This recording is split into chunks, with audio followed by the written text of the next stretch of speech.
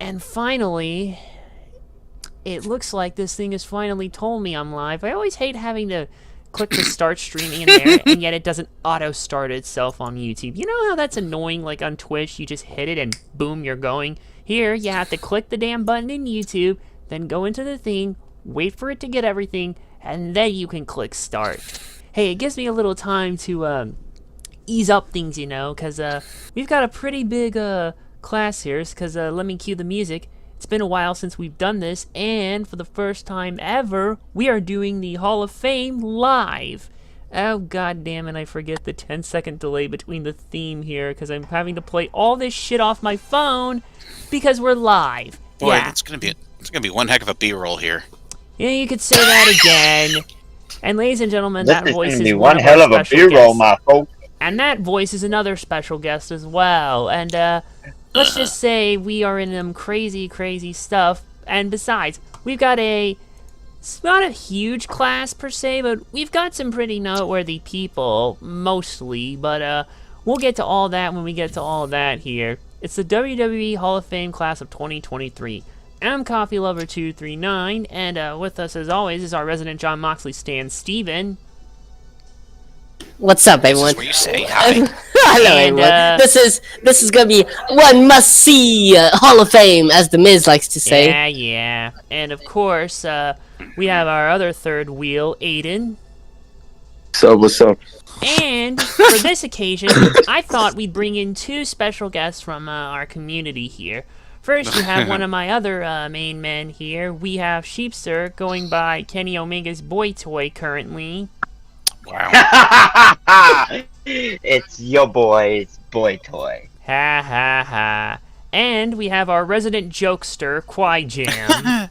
Hello there, ladies and gentlemen of the interwebs or the overwebs or whatever parts of webs you're currently stuck in. Nice to meet you.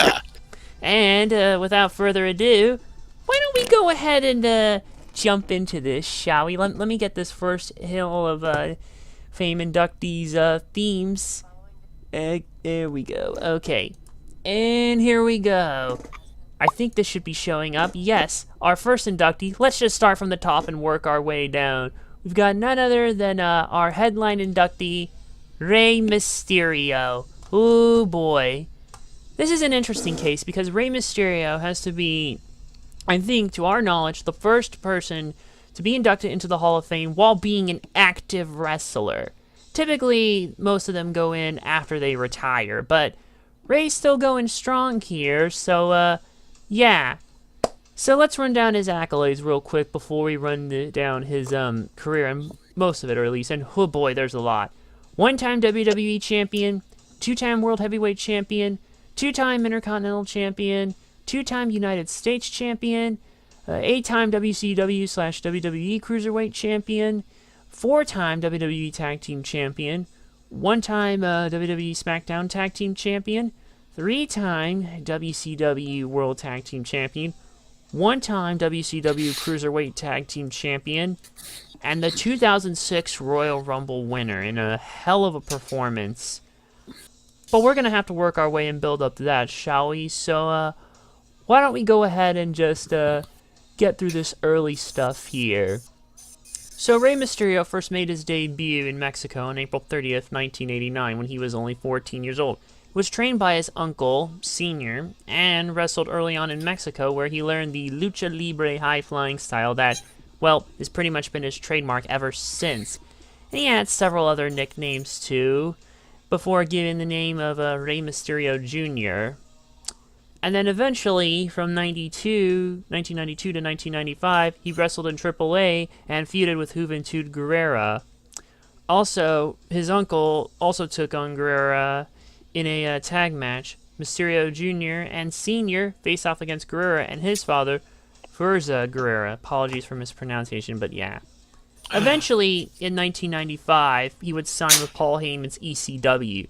See, ECW, well, it kind of had a very unique mix of different styles. I know many people like to think to the extreme stuff as the face, but it also had a mix of other different styles, like technical as well, And of course, well, Lucha Libre here. And well, this is kind of where it really started to kick off for Mysterio.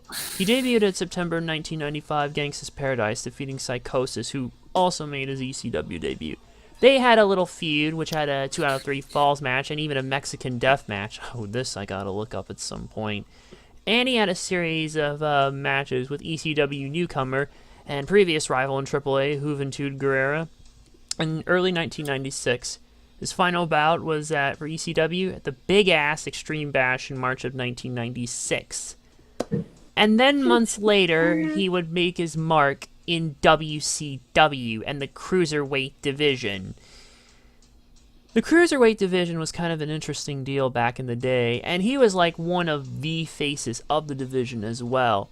He debuted in June of 1996 at the Great American Bash and challenged Dean Malenko for the Cruiserweight Championship there in a losing effort. Eventually, 1 month later, at Bash at the Beach, he defeated Psychosis to become the #1 contenders, and then the next night on Nitro, he defeated Malenko and won his first of, how many was it that I said on that list again? Many. Yeah, no, I need the specific number. Are you talking about the Cruiserweight title? Yeah, okay, here's the deal. I found it, but it's mixed between WCW and WWE, so 8-time, but Yeah. I don't know specifically total, but I'm sure it would say down there. Let me actually see if I look. WCW. Here it is. Yeah, 5-time. 5 times. Yeah, anyways, okay, let me get back up to where we were. So, yeah. And he reigned as champion. That first reign was about 3 months and had defenses against Ultimo Dragon, or Ultimate Dragon at the time, Hog Wild, Malenko, and Super Calo at Fall Brawl in September of that year, and lost the title back to Malenko at 1996 Halloween Havoc. He later challenged Ultimate Dragon for the J Crown Championship in a losing effort at World War III in 1996. Then, early 97, he started feuding with Prince Iukia, I can't pronounce it for here, over the WCW World Television Championship. And the two faced off at Super Brawl 7 in February of 97, where he lost after, well, Lord Steven Regal attacked him. And then Mysterio also lost a rematch at that year's Uncensored. He later defeated Ultimate Dragon at Spring Stampede in April of that year, and Yuji Yasuoka at Slamboree that year. Oh, hey, that happened 2 days after I was born. Wow. Ew. There you go. Hey, yeah. Anyways, Mysterio then feuded with the NWO, because, you know, they were the hot thing at the time, and then culminated when he lost a Mexican death match to the NWO member Conan at Road Wild on August 9th. And then Mysterio was involved in a feud with his real-life friend and Cruiserweight champion, Eddie Guerrero. And he defeated in a title versus mask match at Halloween Havoc 97 on October 26th to win the Cruiserweight Championship for a second time. On the November 10th episode of Nitro, he lost the title back to Guerrero, as well as in a rematch at 97's World War III. We then cut to 1998, and then the January 15th episode of Thunder that year, Mysterio defeated longtime rival Juventud to win his third Cruiserweight Championship, but lost it 9 days later to Chris Jericho and sold out. Boy, these, yeah, I know somewhat longer reigns aren't always the best, but geez, 9 days? Oof, just reading about this is hurting. Whatever, it's all uphill, I assure you. Okay, maybe not all uphill, as we'll get to soon enough. After the match, Jericho continued to beat him up by using a toolbox he found at ringside. And this was basically to cover Mysterio's need for a knee operation that kept him out of the ring for 6 months. First of many that we know of. Later, at that year's Bash at the Beach in 98, Mysterio returned and defeated Jericho for the 4th Cruiserweight Championship run. But the next night, the result was overturned and the belt returned to Jericho due to, well, Dean Malenko causing shenanigans. Then later that year, because, well, NWO stables were getting spin-offs, this is when Eddie Guerrero formed the Latino World Order that included pretty much, well, every luchador in WCW at the time. Mysterio kept continuing to refuse to join and even kept feuding with Guerrero and all the LWO members, including winning a match against, well, Psychosis at Road Wild 1998. boy, all these pay-per-views you think they'd want to use nowadays, but whatever. He then had to join the group after losing a match to Guerrero. Mysterio's on and off tag team partner, Billy Kidman, joined him during the feud with LWO, wrestling against the LWO despite Mysterio being part of the group. Mysterio faced Kidman for the Cruiserweight Championship at Starrcade on December 27th, but was unsuccessful in a triangle match, also involving Juventud. And then January of 1999 sold out. Mysterio unsuccessfully, couldn't beat Kidman to win in a fatal four-way match to win the title. Oh boy. Which then leads us to, oh dear lord. And see, you guys thinking so far that Mysterio's reign was pretty interesting here so far? Kind of, yeah. I mean, it's WCW. Yeah, because it's all about to go to shit, basically, at this point for Mysterio. Because this is the point. Well, I was say just WCW in general, because at that point, the late 90s was a rough time, but this certainly was another black. Russo yet, right? Yeah, but this was a black. We weren't there quite yet, but this was certainly a black mark on them Russo destruction. So after the main factions of the NWO were formed, they demanded the LWO disbanded. Mysterio refused to take off his LWO colors and got beat down. So then, at Super Brawl 9 on February 21st, it was Mysterio versus Conan in a hair versus mask match against Kevin Nash and Scott Hall, forcing Mysterio to remove his mask. Yeah. I know. YJM probably already knows about it because he's the oldest. Yeah, I unfortunately caught the glare of really, really bright light that came off his bald spot when the mask came off, and to this very day, whenever I look at a bald person, I'm reminded of Rey Mysterio. I don't know why. I have this picture of him seared into my left eyeball, somewhere around my retina. So, Point is, that's what I think when I see it. Look in chat.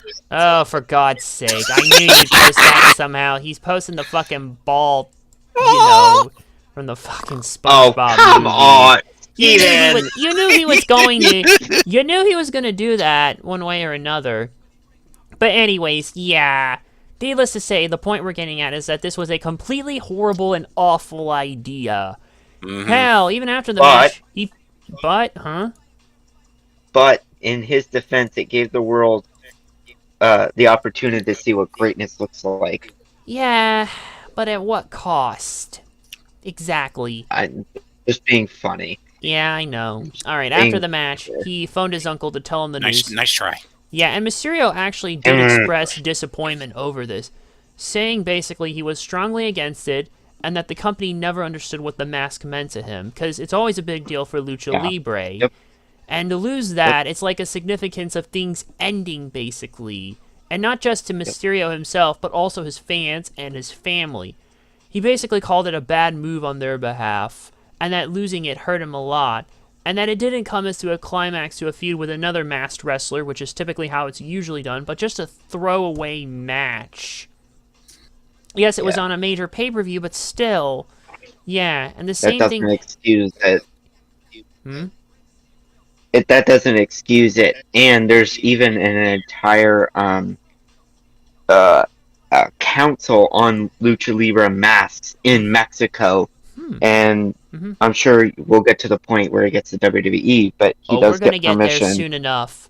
But basically... Alright, then I'll say it then. Yep. Alright, but yeah, the thing is, though, it also happened to Juventud and Psychosis, and psychologically wise, it was a bad move by Eric Bischoff. This is kind of the point where the cruiserweights were getting phased out, or not getting the big attention that they may have once had, basically, when they first started out, as you can see. But the fans understood that he had no choice. It was either the mask or his job. And then later he became a giant killer, something he failed to do when he was WWE champion by defeating bigger opponents. Kevin Nash, Bam Bam Bigelow, who I still hope eventually goes into the Hall of Fame one day. Yeah, rest in peace. And Scott Norton. At that year's Uncensored in March, he lost to Nash after Lex Luger interfered and helped Nash win because, of course. And the next night on the March 15th episode of Nitro, he defeated Kidman to win his 5th Cruiserweight Championship. The last one he would win in WCW. On the March 22nd episode of Nitro, he got his first shot at the WCW World Heavyweight Championship against Ric Flair when the names of, allegedly, nearly everyone in this company were put into a hat and a lottery was held. El Dandy was actually the lottery winner, but he was injured, so Mysterio was next in line.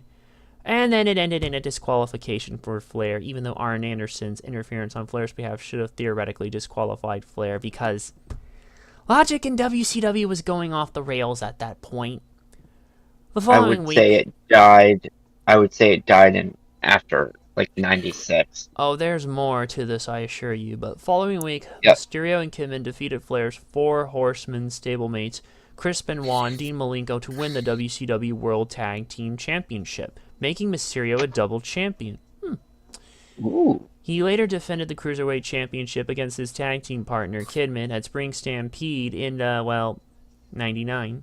Both won the April 19th episode of Nitro to Psychosis in a fatal four-way match that also had Juventud Guerrera and Blitzkrieg.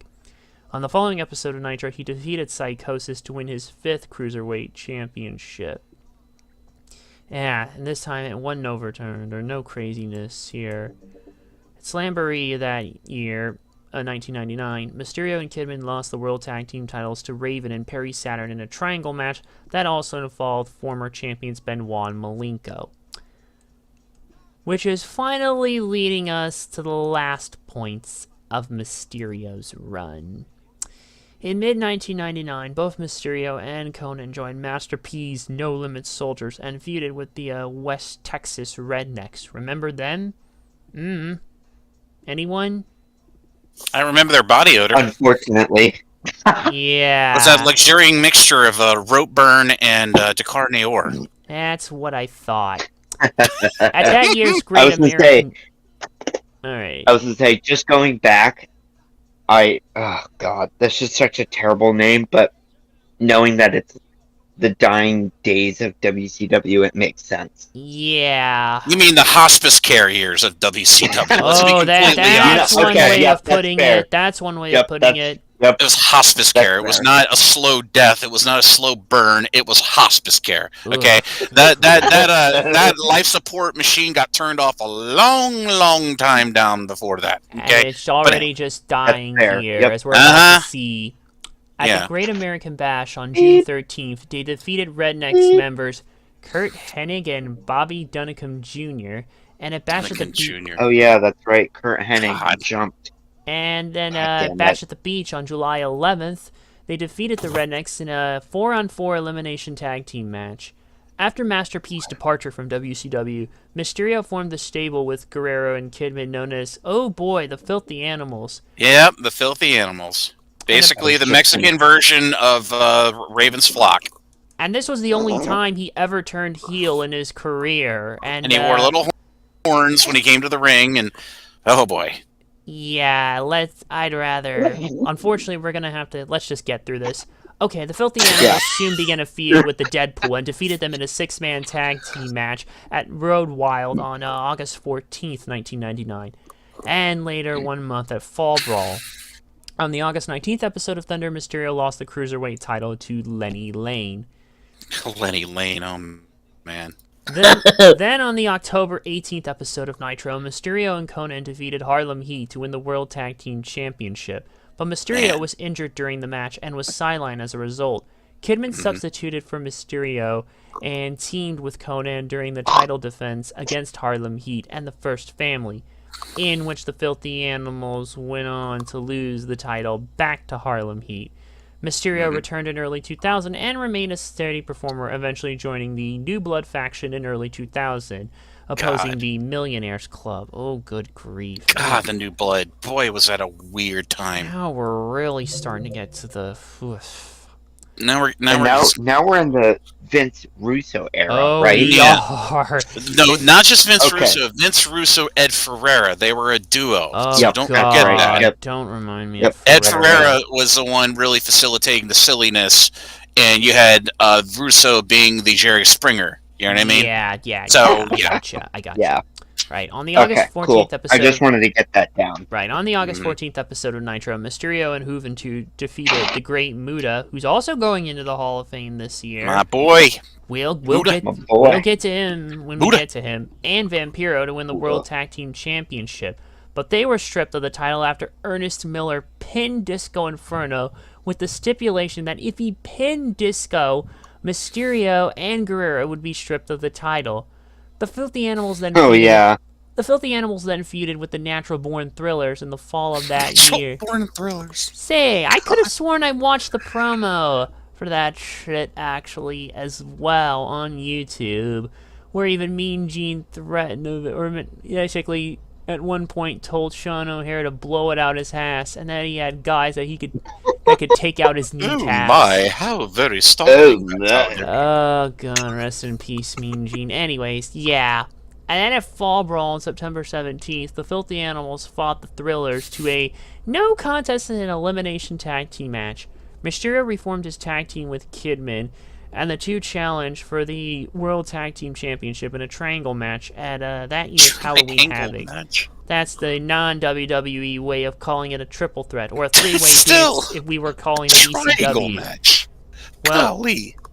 Or at least for tag matches. I digress. Anyways, at that year's Halloween Havoc, yeah, they challenged, they faced the Natural Born Thrillers and the Boogie Nights in a losing effort. And then Millennium Final, November 16th, Mysterio and Kidman lost to Chronic, but avenged their loss at Mayhem 10 days later, defeating Chronic and Alex Wright in a handicap match. At Starrcade on December 17th, the Filthy Animals lost to the Harris Brothers and Jeff Jarrett in a bunkhouse brawl. After this, the Filthy Animals started feuding with Team Canada, whom they lost to in a penalty box match at Sin on January 14th. Match! Oh, yeah. It sounds like some hockey shit. Wow.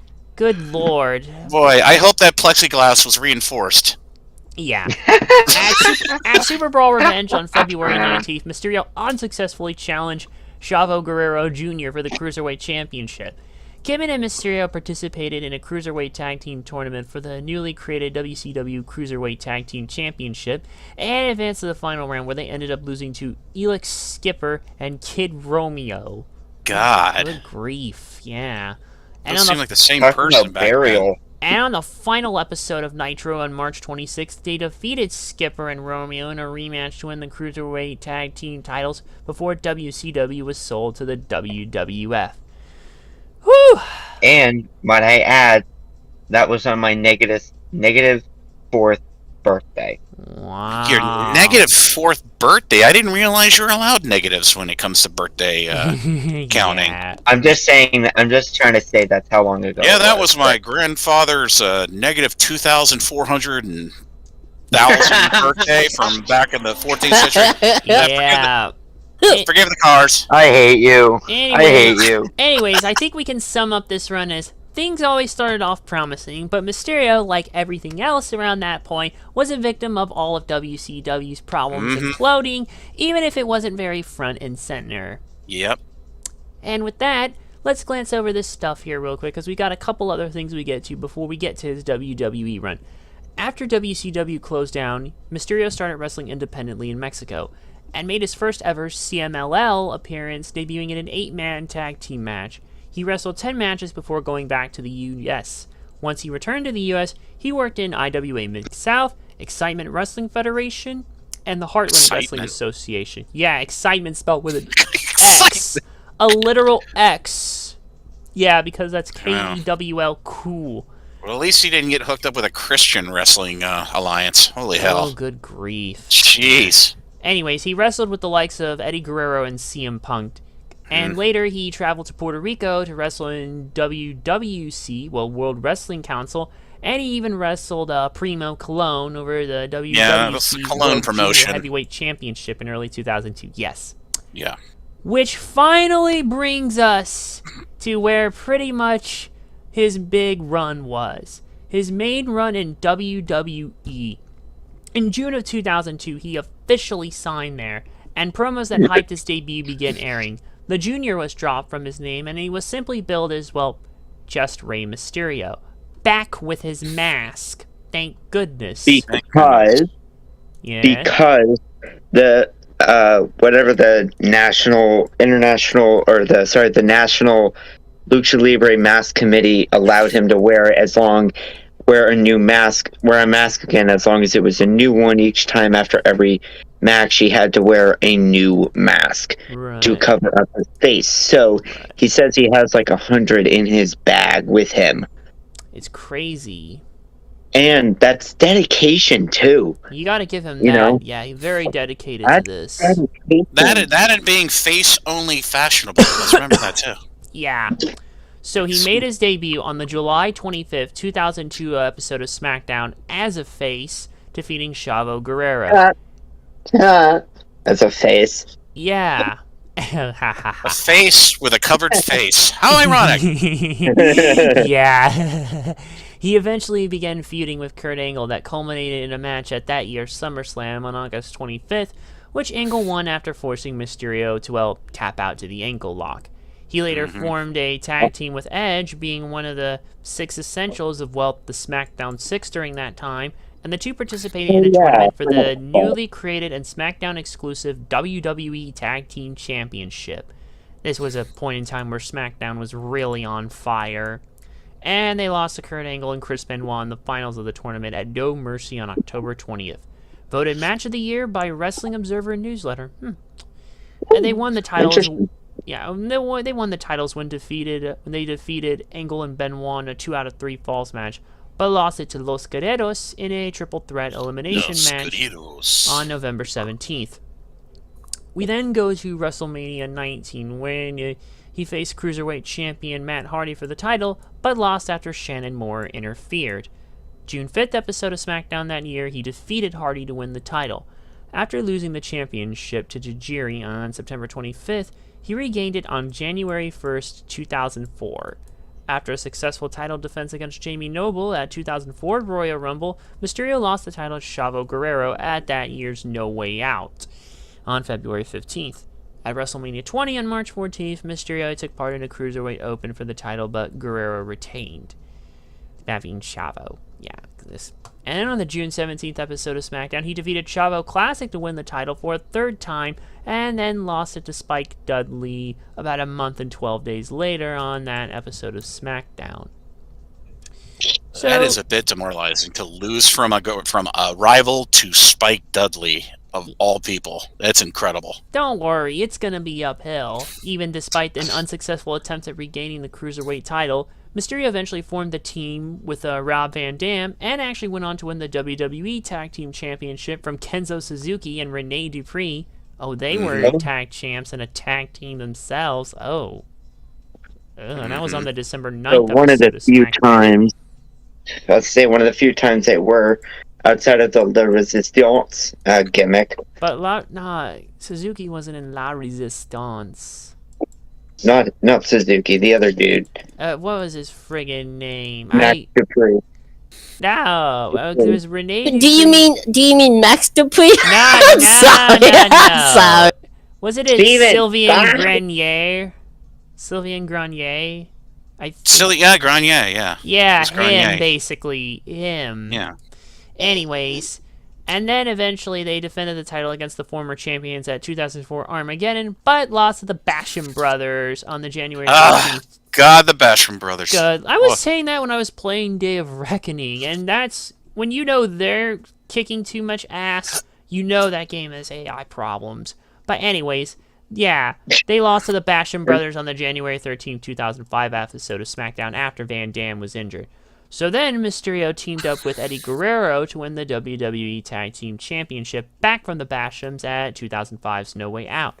Then, in a traditional departure from traditional booking, the new champions did not defend their title at WrestleMania 21 on April 3rd. Instead, they had a match against each other, which Mysterio won. He once again defeated Guerrero at 2005's Judgment Day by disqualification. And then at that year's ECW One Night Stand, he faced and defeated longtime rival Psychosis for the first time in nearly 5 years. That's good. Yeah, it was a good match. Yeah, when Psychosis's hair finally got cut short. Because you go back and watch the original Psychosis in WCW, one of the trademarks, some of the effeminate luchadores, is obnoxiously long hair.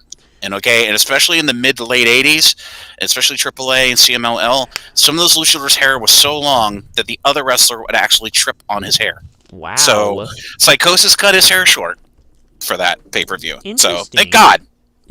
Interesting. Anyway, I am the tree of knowledge. Yeah. Anyway, the match at WrestleMania was part of a storyline in which Guerrero turned on Mysterio and beat him up after abandoning him during a match against Eminem for the WWE Tag Team Championship. Oh, the turn. I think we know where this is going. Oh boy. After a no disqualification... We'll get there. After a no disqualification match against Chavo, Eddie came out and slammed Mysterio on the steel steps, displaying Eddie's increasing frustration with being unable to defeat Mysterio. The two continued the feud. Guerrero threatened to reveal a secret he and Mysterio shared involving Mysterio's real-life son, Dominic. Dominic Mysterio. Unless Mysterio deferred to Guerrero's authority. And basically... Yes. Storyline. Basically, Eddie Guerrero was Dominic's real daddy. Yeah, and Dominic Mysterio, who I believe was only like 9 to 10 years old at this time, He was around had my age. blonde, crispy highlights in his hair, which made it even more distracting. Yeah, he was actually born like a month before me. Actually, he was born in April of '97. So Man, all these birth correlations, I'm getting really thrown off. Yeah. When were you born? 1482. No. I was born in a roller disco outside of Detroit. Now, I don't freaking know. Back to the. Let's go to the. Anyway, so yeah, the storyline went with that Guerrero knew Mysterio was having trouble starting his own family. So Guerrero left Dominic as a baby with Mysterio and his wife Angie to raise. Guerrero threatened to take custody of Dominic, drawing up custody papers and having his lawyer present them to Mysterio, which all culminated at 2005 SummerSlam ladder match for the custody of Dominic. And this match was with a botch with Vicky Guerrero not coming out on time. And Eddie was pissed off too. He was. You could hear him. He was just visibly and audibly pissed. And that's not even counting that the actual match was insane. That is the best way to describe that match. Insane. I would say it never really went away as a storyline because it's still playing out today, 18 years later. Oh, tell me about it, man. We still feel it. That's the crazy thing. Like, holy crap. Long-term booking, dude. It's great. Oh, yeah. And long-term booking. Too bad we have to switch to some unfortunate, somber, sad part of it all, as there's no easy way to transition into this. But on November 13th, 2005, Eddie Guerrero was found dead in his hotel room in Minneapolis, Minnesota. That same day, at a WWE Super Show where SmackDown and Raw were taped, Mysterio gave an emotional speech about Guerrero and, in a show of respect, removed his mask, though he put his head down so his face could not be seen. He later went on to defeat Shawn Michaels in an interbrand match later that night. After the match, Michaels and Mysterio hugged in the ring, and Mysterio pointed up to the sky, crying in memory of Guerrero. And I think we all know where this whole thing is eventually leading, but we still have a little ways. Like Randy Orton? We're going to get there, I promise you. We're going to get there. Sorry, I didn't know that's what you meant. Trust me, there's a lot of ground to cover still. Mysterio participated in the main event on November 27th at that year's Survivor Series, part of Team SmackDown, along with Randy Orton, Bobby Lashley, Batista, and JBL, who defeated Team Raw, consisting of Shawn Michaels, Kane, Big Show, Carlito, and Chris Masters. Mysterio then started a feud with Big Show after Mysterio eliminated Big Show at Survivor Series. He faced Big Show in a David vs. Goliath match on a SmackDown special show and ended in a no contest when Kane interfered in the match, and Kane and Big Show were teaming at the time. Mysterio then continued to feud with Raw's World Tag Team Champions and found a tag team partner in World Heavyweight Champion Batista. Now there's the genesis of their team, and they were booked to face Raw's Kane and Big Show in a tag match at that year's Armageddon on December 18th. Before Armageddon, Batista and Mysterio defeated Eminem on the December 16th episode of SmackDown to win the WWE Tag Team Championship in a match they both dedicated to Eddie Guerrero. Mysterio and Batista's match with Big Show and Kane was then billed as champions versus champions, and they lost. Because, of course. On December 30th episode of SmackDown, Eminem invoked the rematch clause and defeated Batista and Mysterio after interference from Mark Henry, of all people, to regain the WWE Tag Team Championship. The following week, Mysterio and Batista received their rematch for the titles in a steel cage match, and they lost once again because Mark Henry came back to interfere. On the January 13th episode of SmackDown, Mysterio was involved in a 20-man battle royale for the vacant World Heavyweight Championship, but take a wild guess who showed up and eliminated him. I'm serious. I just said his name a while back. No one wants to... No one wants to take a stab? No. It was Mark Henry. Because who else? Because who else? Because who else would do it, right? 3 times at this point. Invoking what would happen later on. Now we get to the Royal Rumble appearance. Mysterio was the second entrant in the 2006 Royal Rumble match and set a record by lasting 62 minutes winning the match and earned a world title shot by last eliminating Randy Orton. But then, oh boy, where do I even begin? Orton urged him to put the title shot at stake in a match at No Way Out. Over the following weeks, this was in the aftermath, by the way, of what would eventually be known as Eddie-sploitation, Orton made disparaging remarks about Eddie Guerrero, which many felt the comments were unwarranted and distasteful in the wake of Guerrero's death. Let me see. What was one of those comments, if I could just pull them up real quick, just to show you how tasteless this shit... I have them memorized. Eddie's not up there. No, I'm going to play it, because I have it right here. I'm going to play the clip so they can hear it themselves. Eddie ain't in heaven. Eddie's down there, in hell! Yeah, this company knew no shame about any of this shit during this time period. And I tell you, this was just... It made no sense whatsoever, yet they decided to do it anyways. God damn this company sometimes to hell. Orton won at No Way Out on February 19th to actually get Mysterio's title shot for the World Heavyweight Championship at that year's WrestleMania, which was stupid, but then Theodore Long re-added his Mysterio to the WrestleMania title match to make it a triple threat between Orton, Mysterio, and then champion Kurt Angle. Meaning all of this shit that happened between Orton and Mysterio was entirely pointless.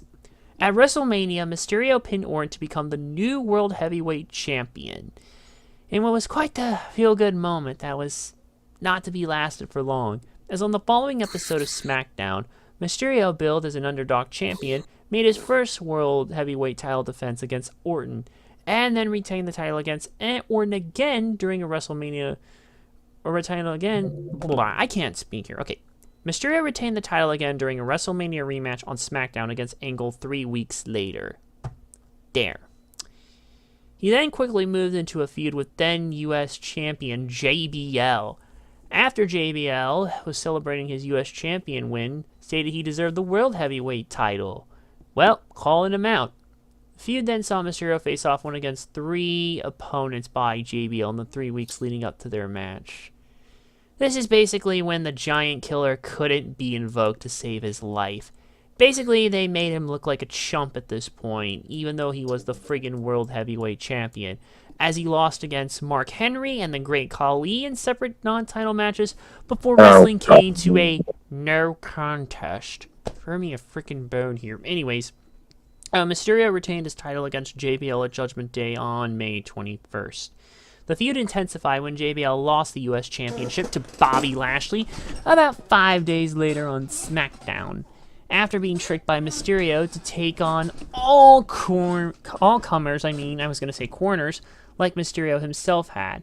JBL vowed if he did not win his rematch against Mysterio, he would quit SmackDown. And in their main event match, Mysterio retained the World Heavyweight Championship, causing JBL to leave SmackDown until ECW One Night Stand 2006, when he announced his return as a color commentator. Good. Fuck you, Cena. Fuck you, Cena. Fuck you, Cena. Yeah, we're not. Yeah, and they threw his merch back into the ring. Wrong moment, guys. I'm pretty sure we already addressed that when Rob Van Dam got inducted. I was there. Yeah, you were at least. Yeah, where do you think he got his stash? Anyways, Mysterio was booked to defend against ECW wrestler Sabu at One Night Stand. In the weeks leading up to his title defense, he defeated Cruiserweight champion Gregory Helms in a champion v champion match, and lost to Rob Van Dam at WWE versus ECW head-to-head on June 7th. And this match ended in a complete and utter bullshit finish for ECW standards. At One Night Stand on June 11th, Mysterio retained the title after he and Sabu were ruled unable to continue following a triple jump DDT through a table by Sabu. And no, this was I remember that. And no, this was not an ordinary match. This was an Extreme Rules match. Mm-hmm. Hello! Hello! Hello! No, he say it like this. He used to say it like this. Hello, McFly! Yeah, that's what I'm saying. No. Like Biff Tannen. Like, hello? Hello, McFly? Anybody home? Anybody in there? And Open up. Anybody home? Seriously, that was just... Why? How do you do that? How could you do that to a match type like this, let alone with these two? Whatever. Anyway, Mysterio retained his title in a match against Mark Henry, winning by disqualification after Chavo Guerrero handed Henry a chair, and Mysterio acted as if he was hit, much like what Eddie Guerrero used to do. Mysterio then began feuding with King Booker after Booker won a battle royal to become the #1 contender for the World Heavyweight Championship. Booker attacked Mysterio from behind backstage with the help of Booker's wife, Queen Charmel. The next week on SmackDown, Mysterio gained revenge by attacking Booker and his court. This rivalry continued for several weeks and saw Mysterio defeating Booker's court member, William Regal, on an episode of SmackDown. Moments before attacking the challenger and hitting him with a 619 around the steel post. On July 23rd at the Great American Bash, Mysterio lost the World Heavyweight Championship to King Booker after Chavo interfered in the match and turned on Mysterio, hitting him with a steel chair. Boom. Guerrero cost Mysterio his rematch the following week.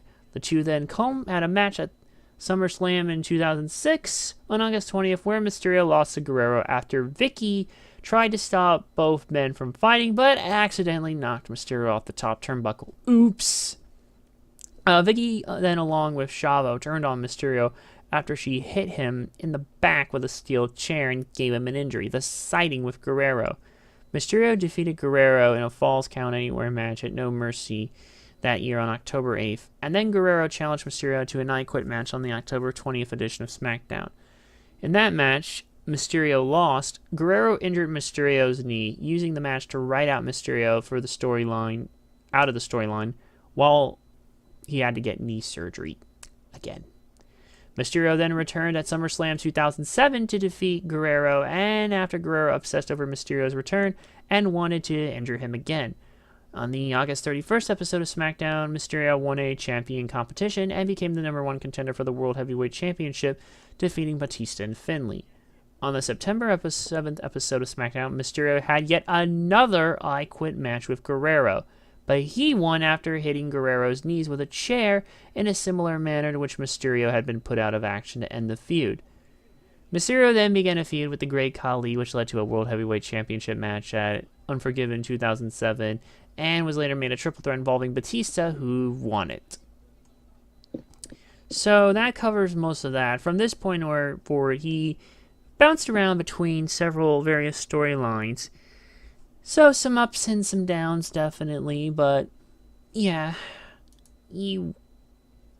Oh, shit. Alright, ladies and gentlemen, he's out to go get the dinner, so we'll see. Alright, I'm not done yet. There's still more anyways. So Mysterio began feuding with Finlay, an opponent chosen by JBL, which was a Fight V Fight versus Flight, contrasting the styles of both wrestlers. After fighting a no contest at No Mercy 2007 on October 7th, followed by a double disqualification in a number one contenders match for Batista's World Heavyweight Championship on the next SmackDown, he defeated Finlay in a stretcher match at 2007 Cyber Sunday. During the feud, he lost a match to Finlay on the November 9th episode of SmackDown and was a part of the winning team at Survivor Series on November 18th, which consisted of both wrestlers on opposing sides, but Mysterio was the second to go. He re-entered the World Heavyweight Championship picture on the January 4, 2008 episode of SmackDown and won a Beat the Clock challenge to face Edge at the Royal Rumble, but he didn't win at that year's Rumble in 2008. And then on February 14th of that year, it was announced that Mysterio suffered a biceps injury during an overseas tour. Despite this, he faced Edge for the title in a rematch at No Way Out 2008, and he lost. And then on the February 22nd episode of SmackDown, Mysterio announced his injury would keep him out of action for 6 months. And he underwent 3 surgeries within the space of a month. He eventually returned in June 2008 on the June 23rd episode of Raw as the first wrestler to be drafted in the 2008 WWE draft from SmackDown to Raw.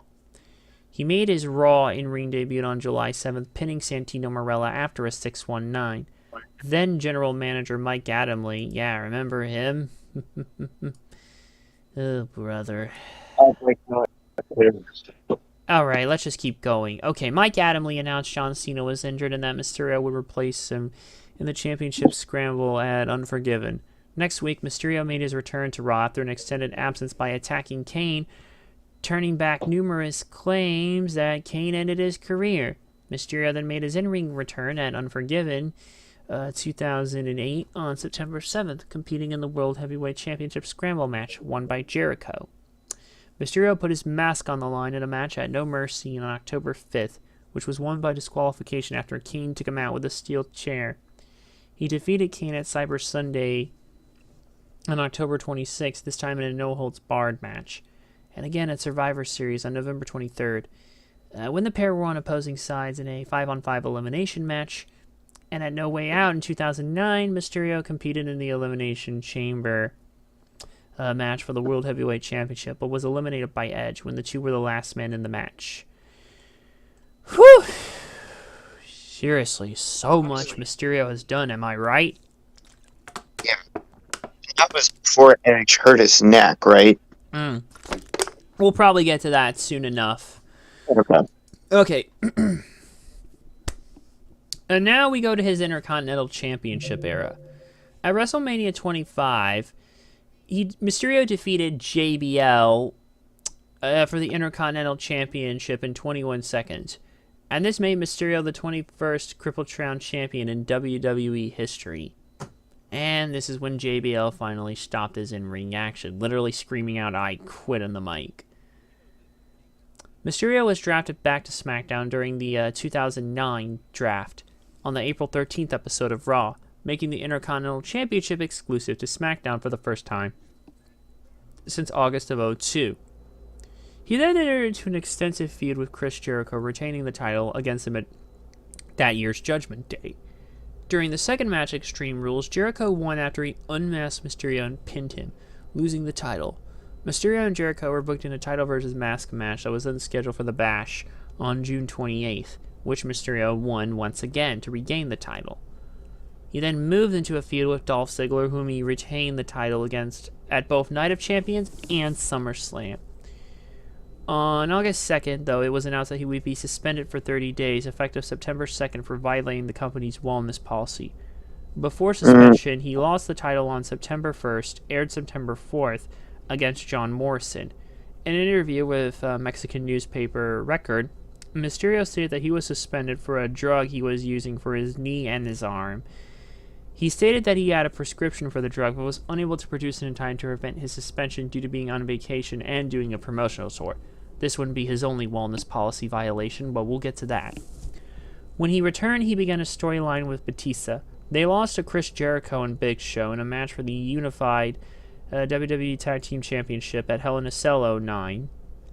At Bragging Rights 09, they participated in a Fatal 4-Way match for the World Heavyweight Championship. During the match, Mysterio prevented Batista from winning the title, and after the match, Batista attacked Mysterio, which started their feud. Batista then defeated Mysterio at Survivor Series. Their feud moved around the World Heavyweight Championship when Mysterio defeated Batista on the December 18th episode of SmackDown to gain a title shot against The Undertaker on the December 25th episode of SmackDown. But the match ended in a no contest after Batista interfered. January 15th, 2010 episode of SmackDown, they faced again in a number one contenders match in a steel cage match, and Mysterio won, but Mysterio lost his title match to The Undertaker at the Royal Rumble.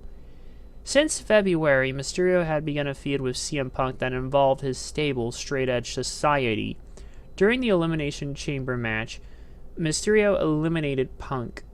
Mysterio continued to feud with Punk and had a match at WrestleMania 26 with the stipulation that if Mysterio were to lose at WrestleMania, he'd have to join the Society. After Mysterio defeated Punk at Mania, they faced again at Extreme Rules, with Mysterio losing to Punk in a match where Punk should have his head shaved if he lost. At Over the Limit on May 23rd, Mysterio faced Punk again with the previous stipulations in place. Stable versus hair. Mysterio defeated Punk and, well, shavy. Shave that shit. Shave time, basically. I'm trying to look at stuff here and things are bouncing all over the place. Alright, here we go. Now we move into World Championship reigns. At Fatal 4-Way, Mysterio defeated Jack Swagger, Big Show, and CM Punk to win the World Heavyweight Championship for the second time, but his reign was only 28 days. He lost it to Money in the Bank against Kane, who had won the SmackDown Money in the Bank ladder match earlier in the night. He had the rematch for the title at SummerSlam that year, but he lost. Oh, God. Do I really have to talk about his feud with this jackass? I really don't.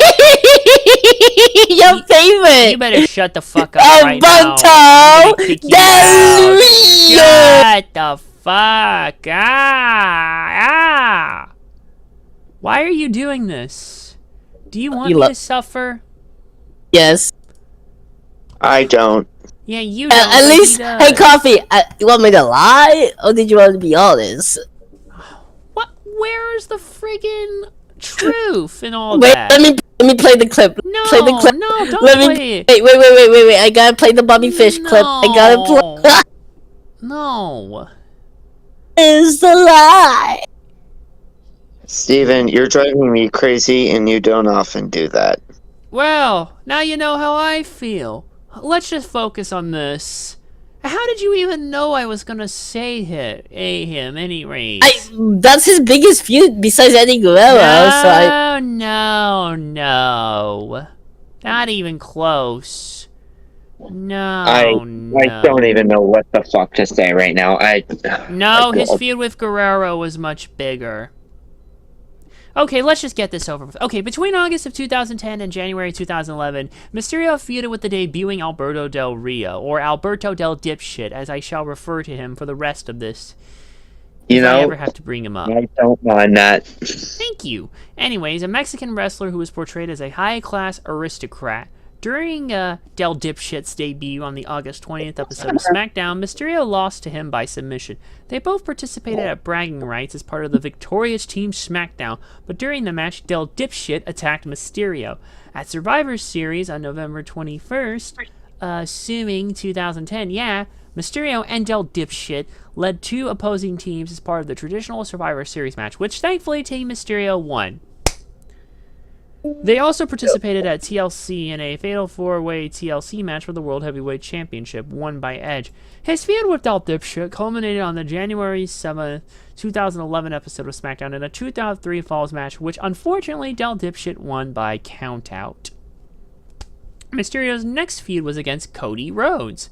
On the January 21st episode of SmackDown, during a match against Cody Rhodes, Mysterio accidentally broke his nose when he hit him with a 619. This is when he became Dashing Cody Rhodes and had that damn, face guard, but I digress. WWE used it to start the feud as part of the storyline. Rhodes wore the mask and they wrestled at WrestleMania 20... what is that, 27, I think? Oh, yeah, no, 20, yeah, 27, yeah, because 28 would have been then, 29 would have, yeah, 27. And Mysterio lost to Rhodes. Extreme Rules 2011, on May 1st, Mysterio defeated Rhodes in a Fall Count Anywhere match to end their feud. On the 2011 WWE Draft, Mysterio was drafted to Raw. In May, he started feuding with CM Punk once again. The pair exchanged victories on consecutive episodes of Raw. They then had a match at that year's Capital Punishment where Punk won. Mysterio then won a tournament on July 25th for the vacant WWE Championship to win his first WWE Championship, but lost the title later to John Cena that night. Lame! On August 15th episode of Raw, Mysterio received a rematch for the WWE Championship against new champion, Alberto Del Dipshit, but lost via submission. Mysterio then suffered an injury in late August. We're almost at the finish line for this first run, people. Anyway, on April 26, 2012, WWE reported Mysterio had been suspended for 60 days due to his second violation of the company's wellness policy, and it would expire on June 25th. After his return something more than Roman Reigns. Yeah. And it was after his return on the July 16th episode of Raw.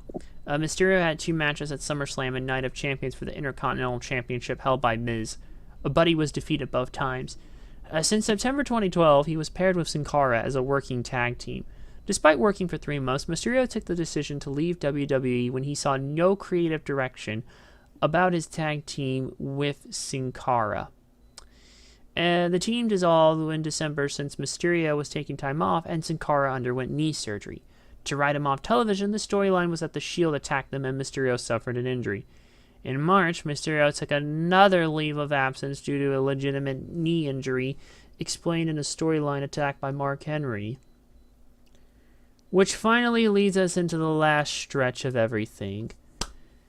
After 8 months, Mysterio returned at a WWE live event on October 17, 2013, and returned to TV as part of the Spanish commentary team at Hell in a Cell 2013. Oh, don't even get me started. Let's just keep going on.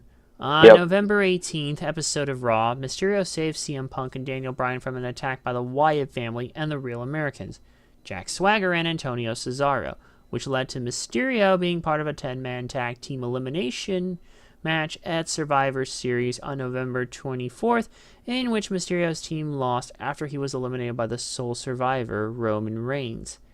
At TLC on December 15th, Mysterio and Big Show unsuccessfully challenged Cody Rhodes and Goldust for the WWE Tag Team Championship in a fatal 4-way match.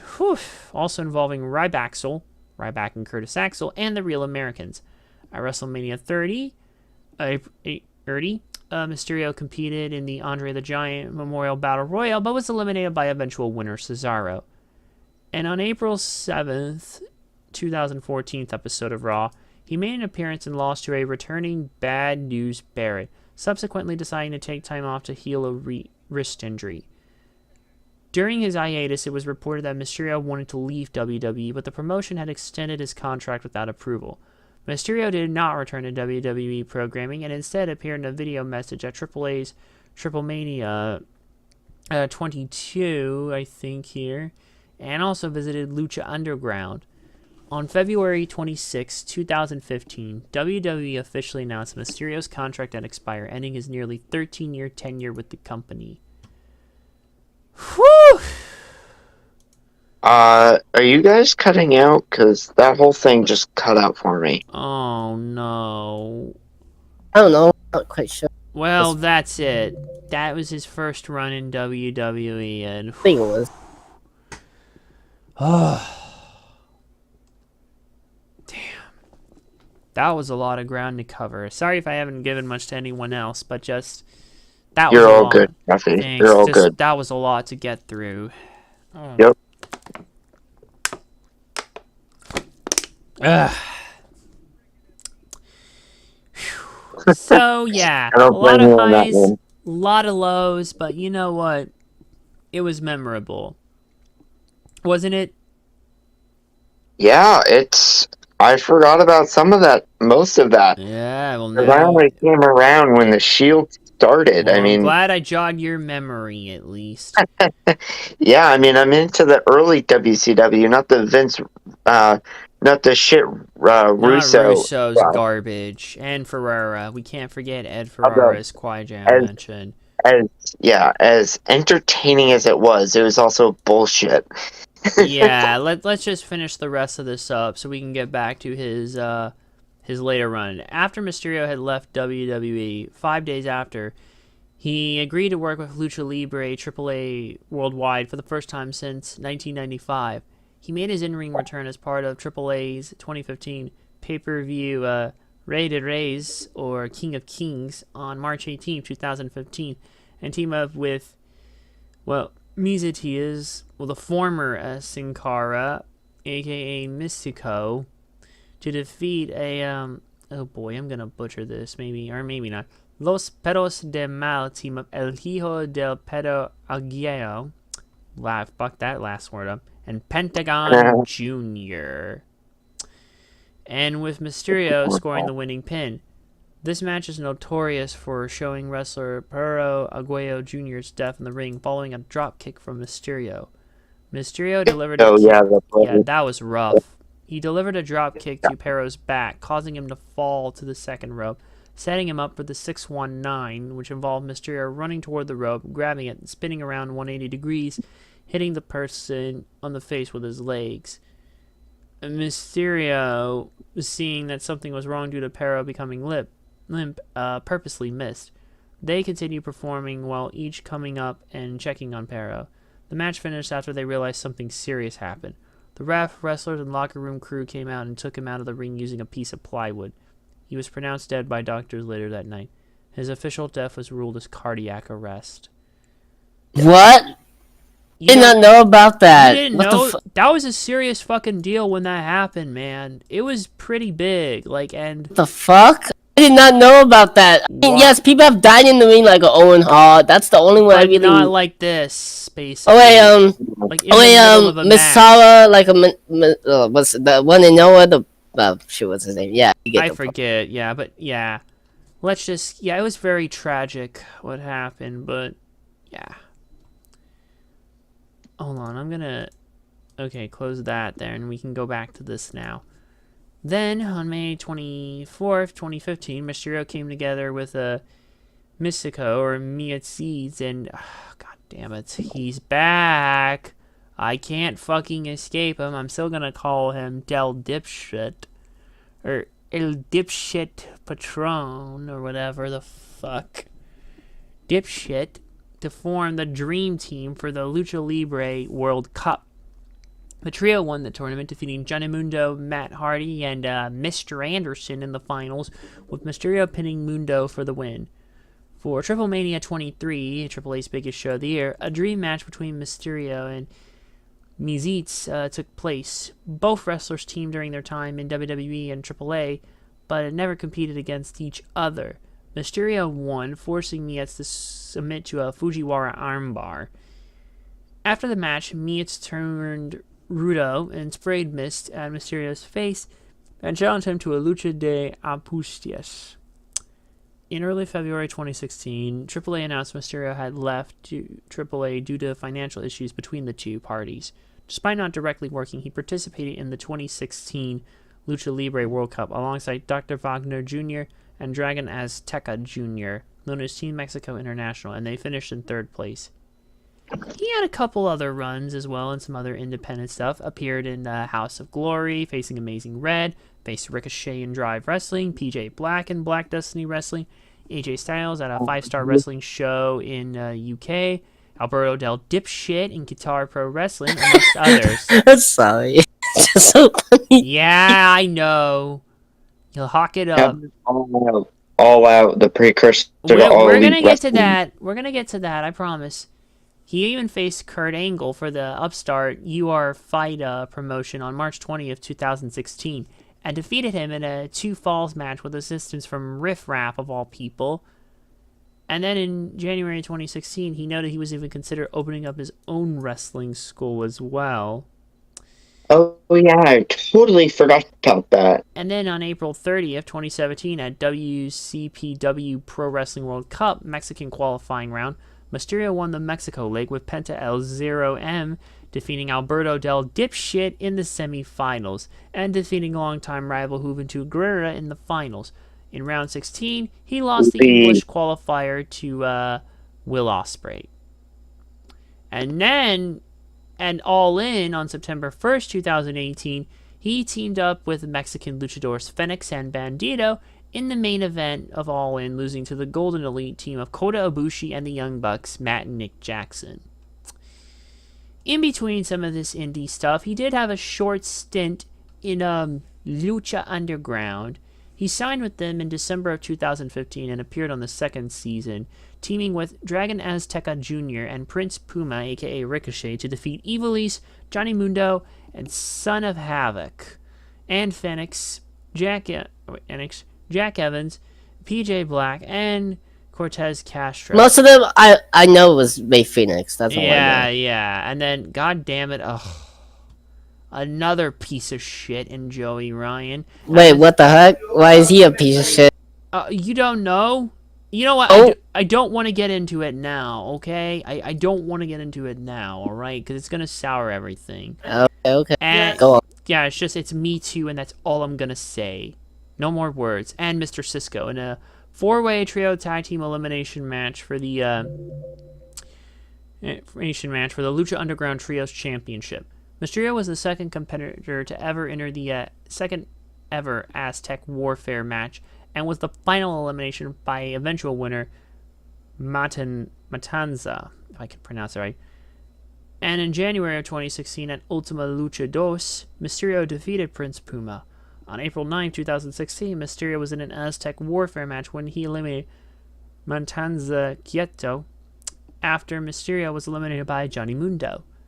During an interview with the Time Match Wrestling in December 2016, he asked if he would ever return to WWE, but saying never say never, basically. Although was very comfortable with Lucha Underground and loved what they had to offer. At the end of Season 3, he was locked inside a cell with Matanza Quieto, implying he had been killed off and would not return for Season 4. Indeed, he ended up not renewing his contract to go handle all those other indie dates. He even had an appearance in NJPW as part of Dominion 6.9 in Osaka Hall on June 9, 2018, teaming up with Jushin Thunder Liger and Hiroshi Tanahashi, losing to the Bullet Club team of Cody, Marty Scurll, and Adam Page. He had a second return to Lucha Libre AAA Worldwide at Bernardo de Escandalo, competing in a 3-way tag match for AAA Mega Championship against Ray Wagner and Jeff Jarrett, with Jeff Jarrett winning. Excuse me. Why do you really hate him that much? I'm sorry. Yes, I do. You know that. Why? You know I fucking hate Jeff Jarrett too. What? You know what? Whatever. This is not even about him. We already talked about him many years ago before I even knew either of you two. Wait. Is he in the Hall of Fame, though? Yeah, he got inducted in 2018. Okay, good. I wasn't there for that. Oh, stop it, you. You wouldn't have done this. Or maybe you would. I don't know. Okay, let's just go back to his big return in WWE. He had a friggin' surprise appearance at the Royal Rumble, which I kid you not, I literally got out of my chair and spun around. That's how friggin' hard I marked out for his return. Oh yeah, I remember that.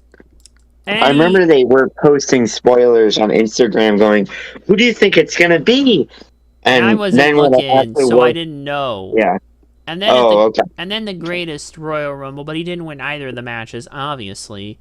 And then on September 19th, he signed a 2-year deal with WWE, which they've obviously extended. Because, well, yeah. He participated in, World Cup, that shit tournament, and defeated in the semifinals by The Miz at crappy pay-per-view from 2018 that shall not be mentioned, TJ 2018. And then 2 nights later on SmackDown Live, Mysterio was attacked by Orton, where he ripped off Mysterio's mask off his face. The two fought the following week, with Orton getting the upper hand. Starrcade, when they were trying to do that shit, November 25th, Mysterio faced Shinsuke Nakamura for the Intercontinental Championship and won by disqualification, but not the title. He teamed with Rusev to defeat Nakamura and The Miz. At TLC 2018, he defeated Orton in a chairs match to end the feud. On January 27, 2019, at the Royal Rumble, Mysterio entered number 25, but got eliminated by Orton. From February to May, Mysterio had several matches for Samoa Joe's U.S. Championship. He failed to win it at Fastlane and WrestleMania 35. And the 35 match was actually pathetically short. After being drafted to Raw as part of the Superstar Shakeup, Mysterio won the title at Money in the Bank and was the 21st Grand Slam champion in the process. He deserves that. But June 3rd episode of Raw, Mysterio had to return the title to Joe because he suffered an injury, and then Mysterio returned 1 month later. Returning the title to Joe makes no sense. It should have been vacated, but whatever the fuck. I guess we had no time. September 23rd episode of Raw, Mysterio won a fatal 5-way elimination match, which led to Mysterio earning a Universal Championship opportunity against Seth Rollins. On the following week, Raw, Mysterio, and Dominic were attacked by Brock Lesnar, resulting in a storyline injury for the latter. On the October 4th episode of SmackDown, Mysterio assisted the debut of, oh god damn it, this box Oh, no, Velasquez. Cain Velasquez, let me speak it, to attack Lesnar after the latter's WWE Championship win, which was the most garbage thing ever. That was the one against Kofi, right? Yes. On the first episode of SmackDown on Fox. Yeah. Yep. Don't remind me. That was fucking hot garbage. Fuck them for that shit. I'll never forgive that. We all know. We all know Brock politics. We all know it. Nah, Vince just loves him. Vince fucking loves him. He's overvalued and just... Look, let's just get back to this. Okay. At Crown Jewel, on October 31st, the good one, might I add you. Oh, I use that term in the loosest way, shape, or form, but still better than the garbage from 2018. Lesnar defeated Velasquez by submission and continued to apply the Kimura lock after the match had concluded until Mysterio attacked Lesnar with a chair. Hey, it wasn't all good, the show, but yeah. On the following week, Lesnar quit SmackDown to move to Raw in order to seek revenge against Mysterio, who had been drafted to Raw.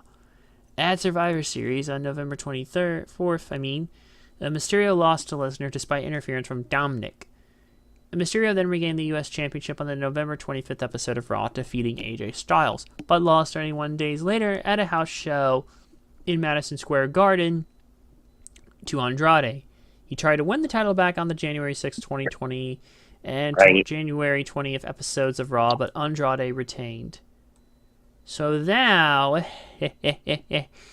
we're going to get to the last bits. We're going to be caught up real soon. On the April 20th episode of Raw, Mysterio defeated Murphy to qualify for the Money in the Bank ladder match. At Money in the Bank on May 10th, Mysterio failed to win the match after getting thrown off the fucking roof by Baron Corbin. On the following episode of Raw, Mysterio and Aleister Black fought Seth Rollins and Murphy to a disqualification in which Rollins pulled Mysterio off of the ring apron and used the corner of the... Oh, God, no. Am I really having to talk about this shit? Oh my god. He pierced Mysterio's eye to take him out of action. Not that shit. Not the longest feud. You know what? We're just gonna rip off the Band-Aid and we're just gonna do it, okay? This resulted in speculation that Mysterio would retire following weeks of being mocked by Rollins. But Mysterio and Dominic later began targeting Rollins, with Mysterio challenging Rollins to an eye versus eye match at the fucking horror show at Extreme Rules. The match could be won by removing an opponent's eyeball. At the event on July 19th, Mysterio lost the match in a gruesome manner, but doctors believed his eye was able to be saved. What a pile of shit that was. At Payback 2020, Mysterio and his son Dominic defeated Rollins and Murphy.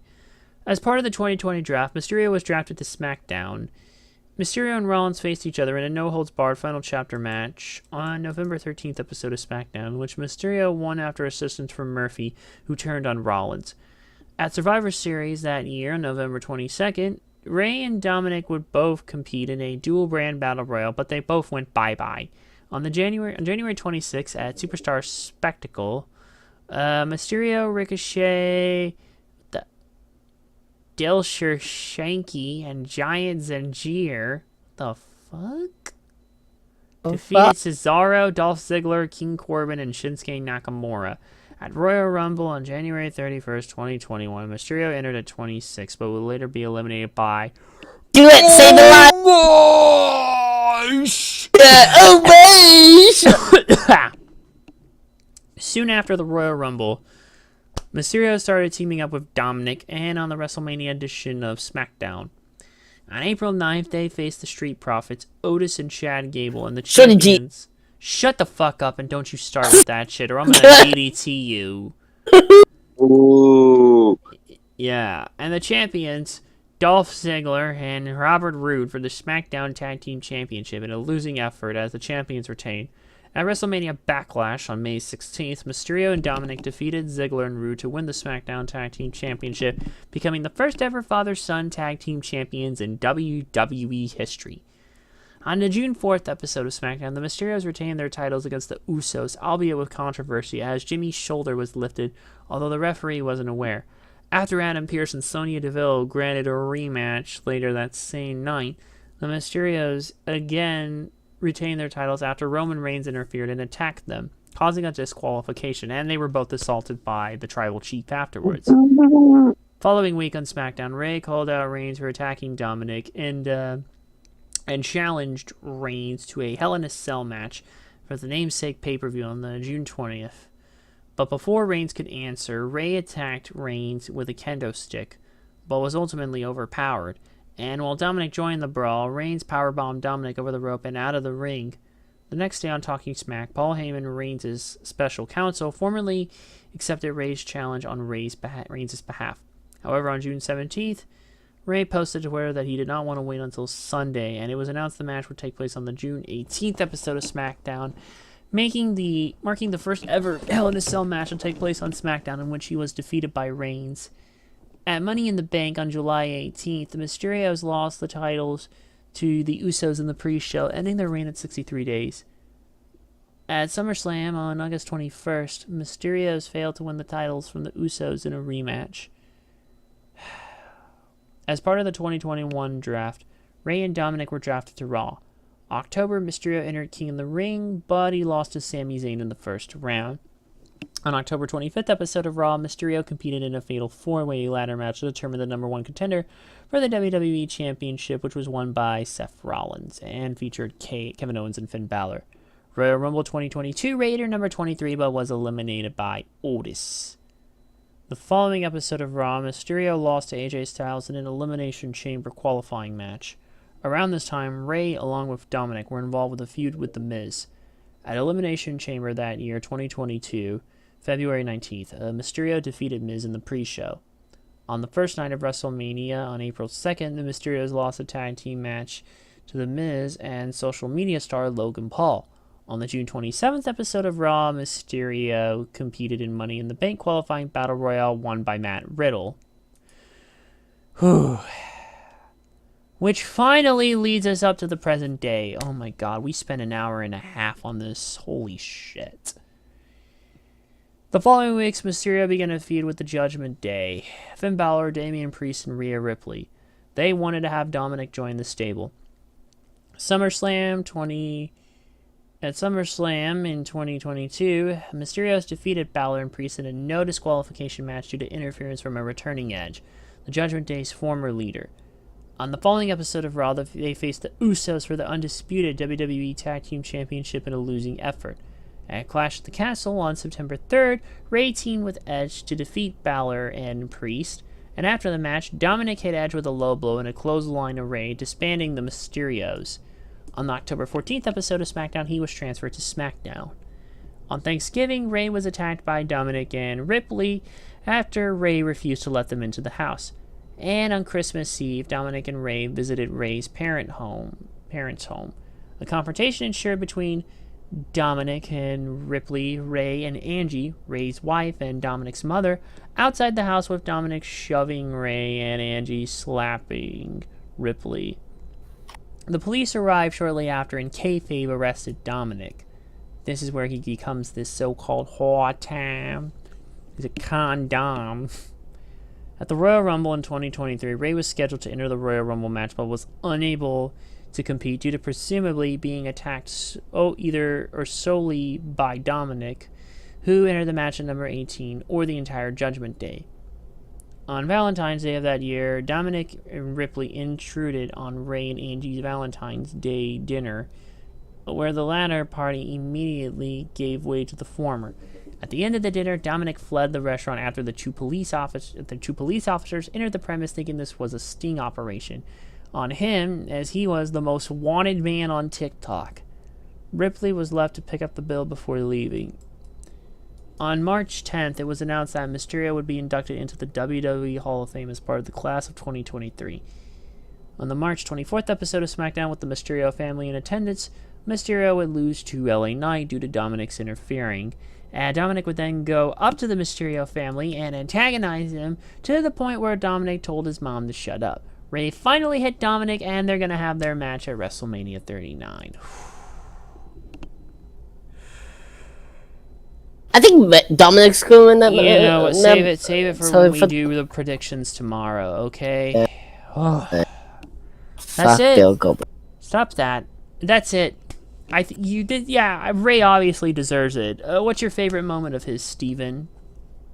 No. Let me think. Probably his matches with CM Punk. I see. And yes, I'll say his with about the dumbass. So because that was my favorite feud doing when I started. So yes. You can't shake it, so I'm not gonna fight you on it. Say, Sheepster, what's your favorite Rey Mysterio moment? Hello, Lolo. Son of a bitch. This can't go off without one hitch, can it? Oh, there sorry. You are. I accidentally did that. Alright, what's your favorite? What's your favorite? Anything, let's say probably him getting thrown like a lawn dart by Kevin Nash. Wow. I'd say his friggin' 2006 Royal Rumble win, because it was such a big deal at the time, and well, yeah. And it was at one point the longest record for, I believe, the longest lasting man in a Rumble match. And even though that record has, I do believe it's now been shattered by, I think Walter, actually, for this year's Rumble. And no, Daniel Bryan's reign at the GUR does not count. Yeah, longest time spent in a single Royal Rumble.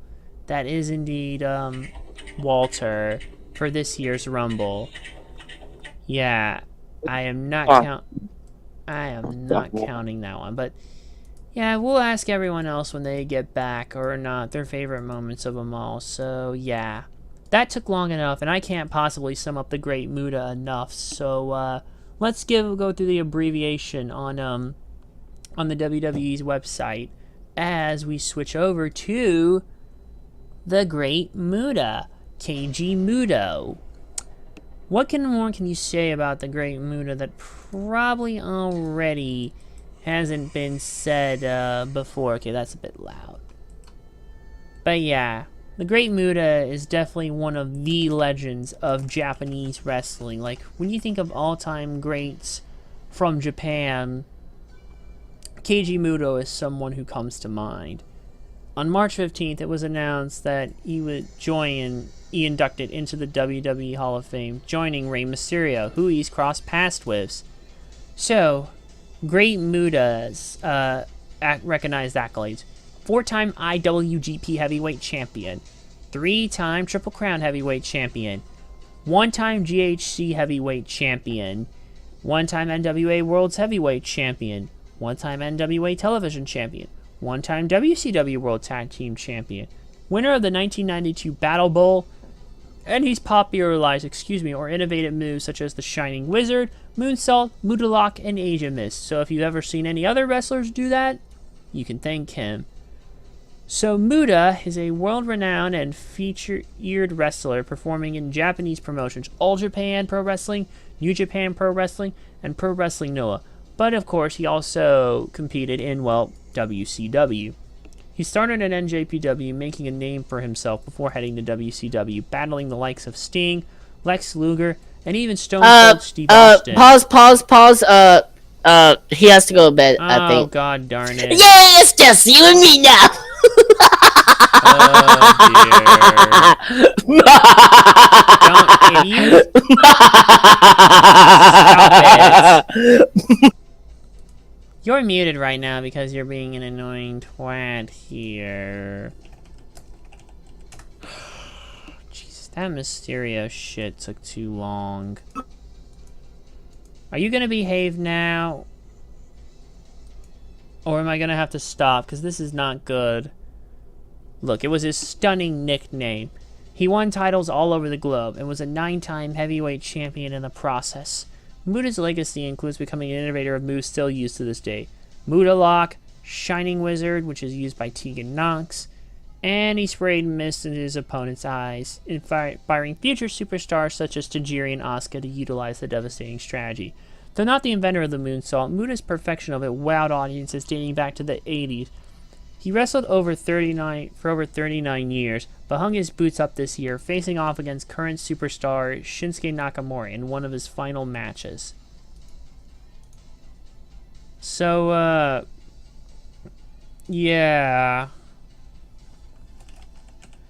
There's really not much more I can say. I think his legacy does speak for itself. I haven't seen much, unfortunately, so I can't say. But what I can actually also say is that the Great Muta has even made other appearances in other pieces of media as well. Like a lot of commercials and films in Japan. And other stuff as well. Okay, the main thing I remember him for was a side story in Yakuza Kiwami 2 during the during the Clan Creator sub-story, basically, where he appeared alongside other fellow Japanese legendary wrestlers, including Genichiro Tenryu, Masahiro Chono, Riki Choshu, and Tatsumi Fujinami. Yeah, that saga was a pretty interesting break, basically, as well, the Clan Creator. But, yeah. Steven, I think the only thing you've really seen is his AEW and New Japan. No. No, well, when he faced off against Shinsuke Nakamura. Yep. And he teamed up with Darby Allin and Steen, I think. Except for who they faced, but Yeah. I don't really have much. I'll just say his retirement match there because it was a big deal, and if the others, well, he's not coming back, but if QuiJam does, yeah, and Aided, I don't know what the fuck's going on there, so why don't we just, well, what do we have here? The legs of WCW, the legs of WWF or E. It's, Miss Stacy Keibler, although I think he'll be, glad to sit out this one because, well, you know what? Let's just get into it. I can't even find all of her themes, or was this her only fucking theme here? Alright, there it is. So, Stacy Keibler. Recognized WWE accolades. Nitro Girls Search winner, 1999, which started her career. WWE Babe of the Year in 2004, and manager/valet for numerous wrestlers in WCW and WWE. So, I mean, I guess this had to happen. She was a noteworthy sex symbol during the Ruthless Aggression era, and so, yeah, she served her role well at the time, so, yeah. So, she had begun watching wrestling at the time in 1999 with her boyfriend at the time, Chris Cumberland. She can actually be seen in the crowd on an episode of Nitro in 1997, on Starrcade 1998 pay-per-view before the television title match. She's dancing in an NWO Wolfpack t-shirt. She entered a nationwide contest held by WCW to find a new member of the Nitro Girls dance troupe, which was there to boost the show's declining ratings. 300 women participated in the contest, and ultimately she was one of the 8 finalists and ended up winning the contest and got the most votes online, and was given a spot on the dance troupe and a $10,000 prize. Her routine was watched by 4.4 million viewers. She performed these routines every week on WCW Nitro under the name Sky. By 2000, she was appearing on WCW as a Nitro girl, attending school full-time, and even cheering for the Baltimore Ravens. She soon accepted a larger role and became a heel valet using the stage name Miss Hancock, briefly serving as an associate for the tag team of Lenny Lane and Lottie Dub Standards and Practices. Despite wearing business suits, her character was known to climb on the top of the announcer's table and dance sensually. And yeah, did that to Vince at one point, and now you know where that meme came from. It was also during this period that she began using what would become her trademark ring entrance, slowly putting her 42-inch legs through the second tier of ropes, pausing momentarily to let the crowd see her panties underneath her incredibly short skirts. Sex appeal. It does the job. At 5 feet 11 inches, she was one of the few women in professional wrestling tall enough to step over the middle of the 3 ropes that surrounded the ring. During 2000, she dated David Flair, both on-screen and off-screen, and was already involved in an on-screen relationship with Daphne, rest in peace. Miss Hancock set her eyes on Flair and ended up stealing him away from Daphne and continued to torment the woman whose boyfriend she stole, and the two would feud throughout the summer of 2000. Keibler had an in-ring debut at Bash at the Beach 2000 in a wedding gown match, which she lost after she removed her own gown. Amongst much other shit shows at that show that I'm not at liberty to talk about right now. Hancock next briefly feuded with Kimberly Page, but the storyline ended abruptly when Page quit the company. Keibler and Flair then began a feud with the Misfits in Action stable, including a mud wrestling singles match against Major Guns at New Blood Rising. Wait a second. Wasn't that the same pay-per-view in, or am I thinking of... Yes! This was the same goddamn pay-per-view that had the infamous Judy Bagwell on a forklift match. Again, I'm not at liberty to talk about that now. During the match, she was kicked in the stomach, and she revealed herself to be pregnant, starting a new angle for herself and Flair.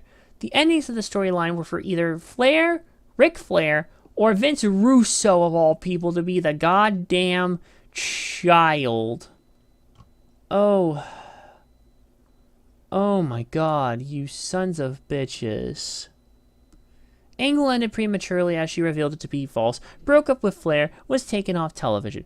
By 2001, when she returned, she dropped the name Miss Hancock and went by her real name. On the March 12, 2001 edition of Nitro, Keibler reverted to revealed Shawn Stasiak as her baby and continued her role as a heel manager, siding with Stasiak. They would feud with Bam Bam Bigelow and Evil Stacy, using underhanded tactics to help Stasiak win 2 matches from a series of 3, and, yeah, I don't even know what to describe right now here. Hold on, gotta reply to someone here.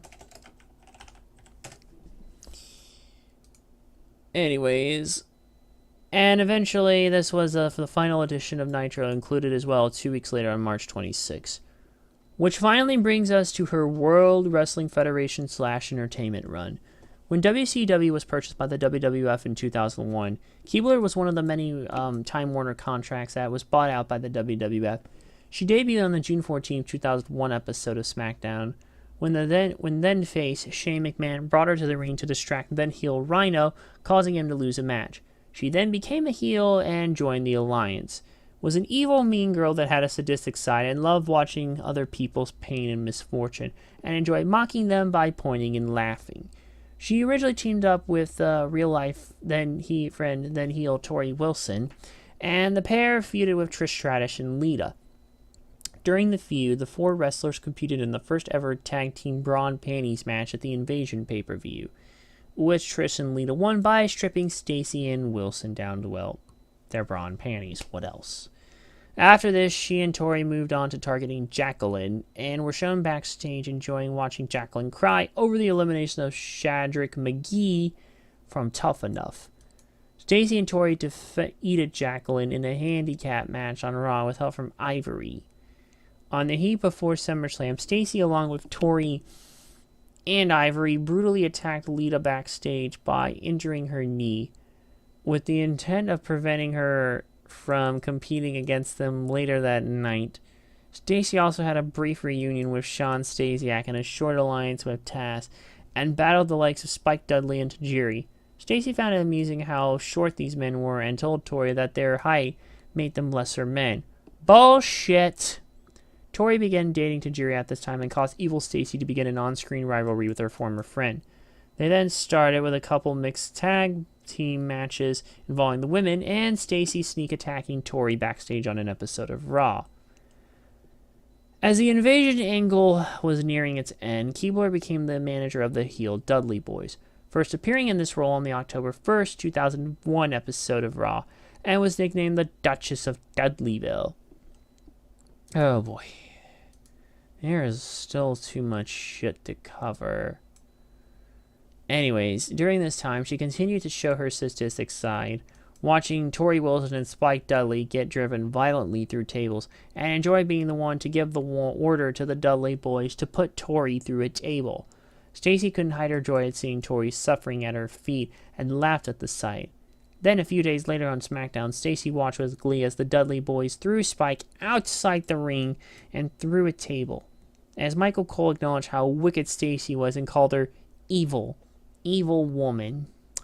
Tori would return a couple weeks later to get her revenge and gave Keibler a wedgie, then pantsed her on an episode of SmackDown. Yes, this is literally where we're going for at this point. Just bear with me. We're going to speedrun this shit. She then defeated Keibler in the first ever lingerie match, a match wrestled in lingerie at No Mercy 2001. Keibler made her WrestleMania debut at WrestleMania X8 alongside the Dudleys. Keibler's role with the Dudley Boys came to an abrupt end when she was powerbombed through a table, accidentally costing the team a match. She set her sights on WWE Women's Championship at Judgment Day, facing Trish Stratus in a failed effort. She faced Stratus several more times in succeeding weeks, but could never beat her. She was then drafted to SmackDown in 2002, where she immediately set her eyes on the man in charge, the heel chairman, Vince McMahon. Well, McMahon was ready to hire another attractive woman until Keibler interrupted and performed the seductive dance on the table, Able dance, in the ring to successfully become McMahon's personal assistant. McMahon fell out of his chair, and yes, where it is. And she was his on-screen mistress. She was shown flirting and making out with him in backstage segments. During her time alongside the boss, she lied that the young rookie Randy Orton forced himself on her, which caused Orton to be punished with a match against mean veteran Hardcore Holly. A few weeks later, she sat ringside and enjoyed watching the rookie Orton get beaten up some more, this time by Test. She also had a personal ringside view when Triple H was ambushed in a 6-on-1 beatdown by some of McMahon's henchmen. The sadistic Stacy looked on and grinned with pleasure as Triple H was beaten and bloodied in the assault. She continued her rivalry with Tori Wilson during this period and even tried to throw Tori off the stage on an episode of SmackDown, but a referee saved Tori just in time and stopped Stacy's evil plan from being a success. Her time with McMahon came to an end when Stephanie McMahon became general manager of the brand. Dawn Marie made her debut on SmackDown as McMahon's legal assistant and competed with Keibler for McMahon's affections. That storyline basically occurred, or a key storyline occurred when she left SmackDown for Raw. She debuted on Raw on August 12, 2002, and feuded with the women there. Was a special referee on a couple of occasions and used them as opportunities to abuse her power, counting quickly when fellow bad girls were making pin attempts and slowly for fan favorites. In another role as special referee, she was put in charge of a match between Test and D'Lo Brown. Stacy slapped D'Lo at the start of the match and hindered his attempts to win the match with slow counts. D'Lo argued with Stacy about her actions. He was smashed in the face by a big boot from Test, which Stacy thoroughly enjoyed watching. Made a quick 3 count to help Test, and then the two would begin their pairing here, in which Test would last for the remainder of 2002 and most of 2003. She enjoyed watching him rip apart fan favorites, such as the Hurricane, and even used her deviousness to help him win matches, such as giving Goldust a taste of his own medicine.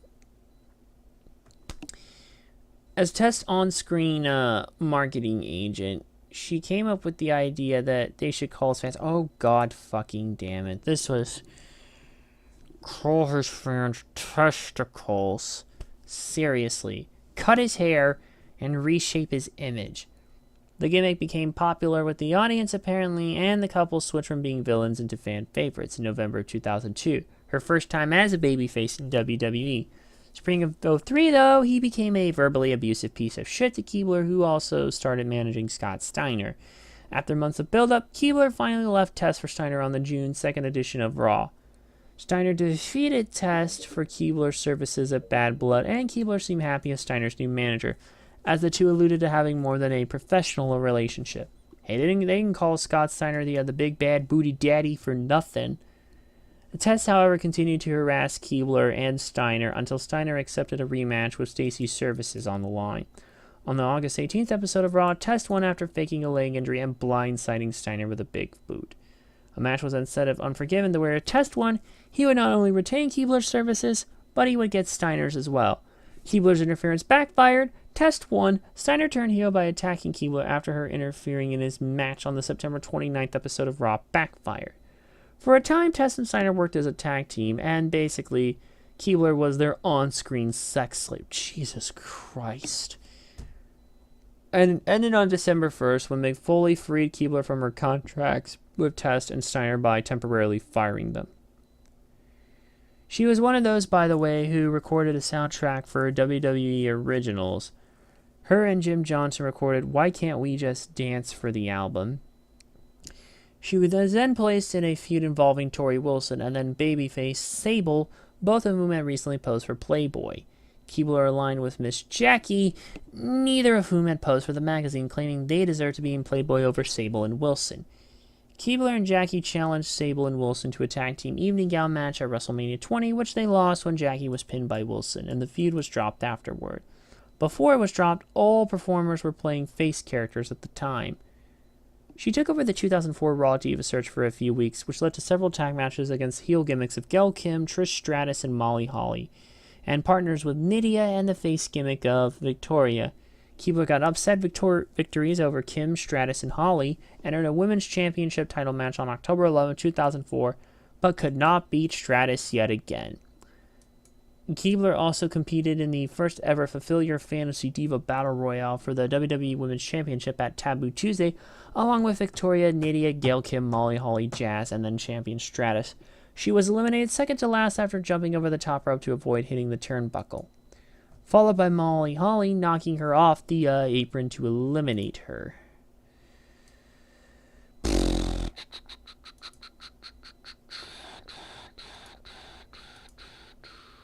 Hold on, are we okay here? I think we have a couple ones back here.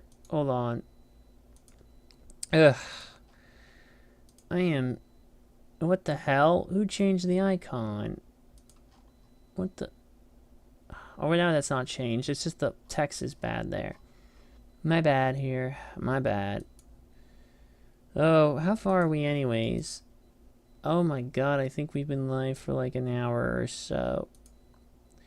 Jesus H. Christ. Hold on, let me see if I can ring him back. I think he's back now here. Hold on, let me see what the deal is here.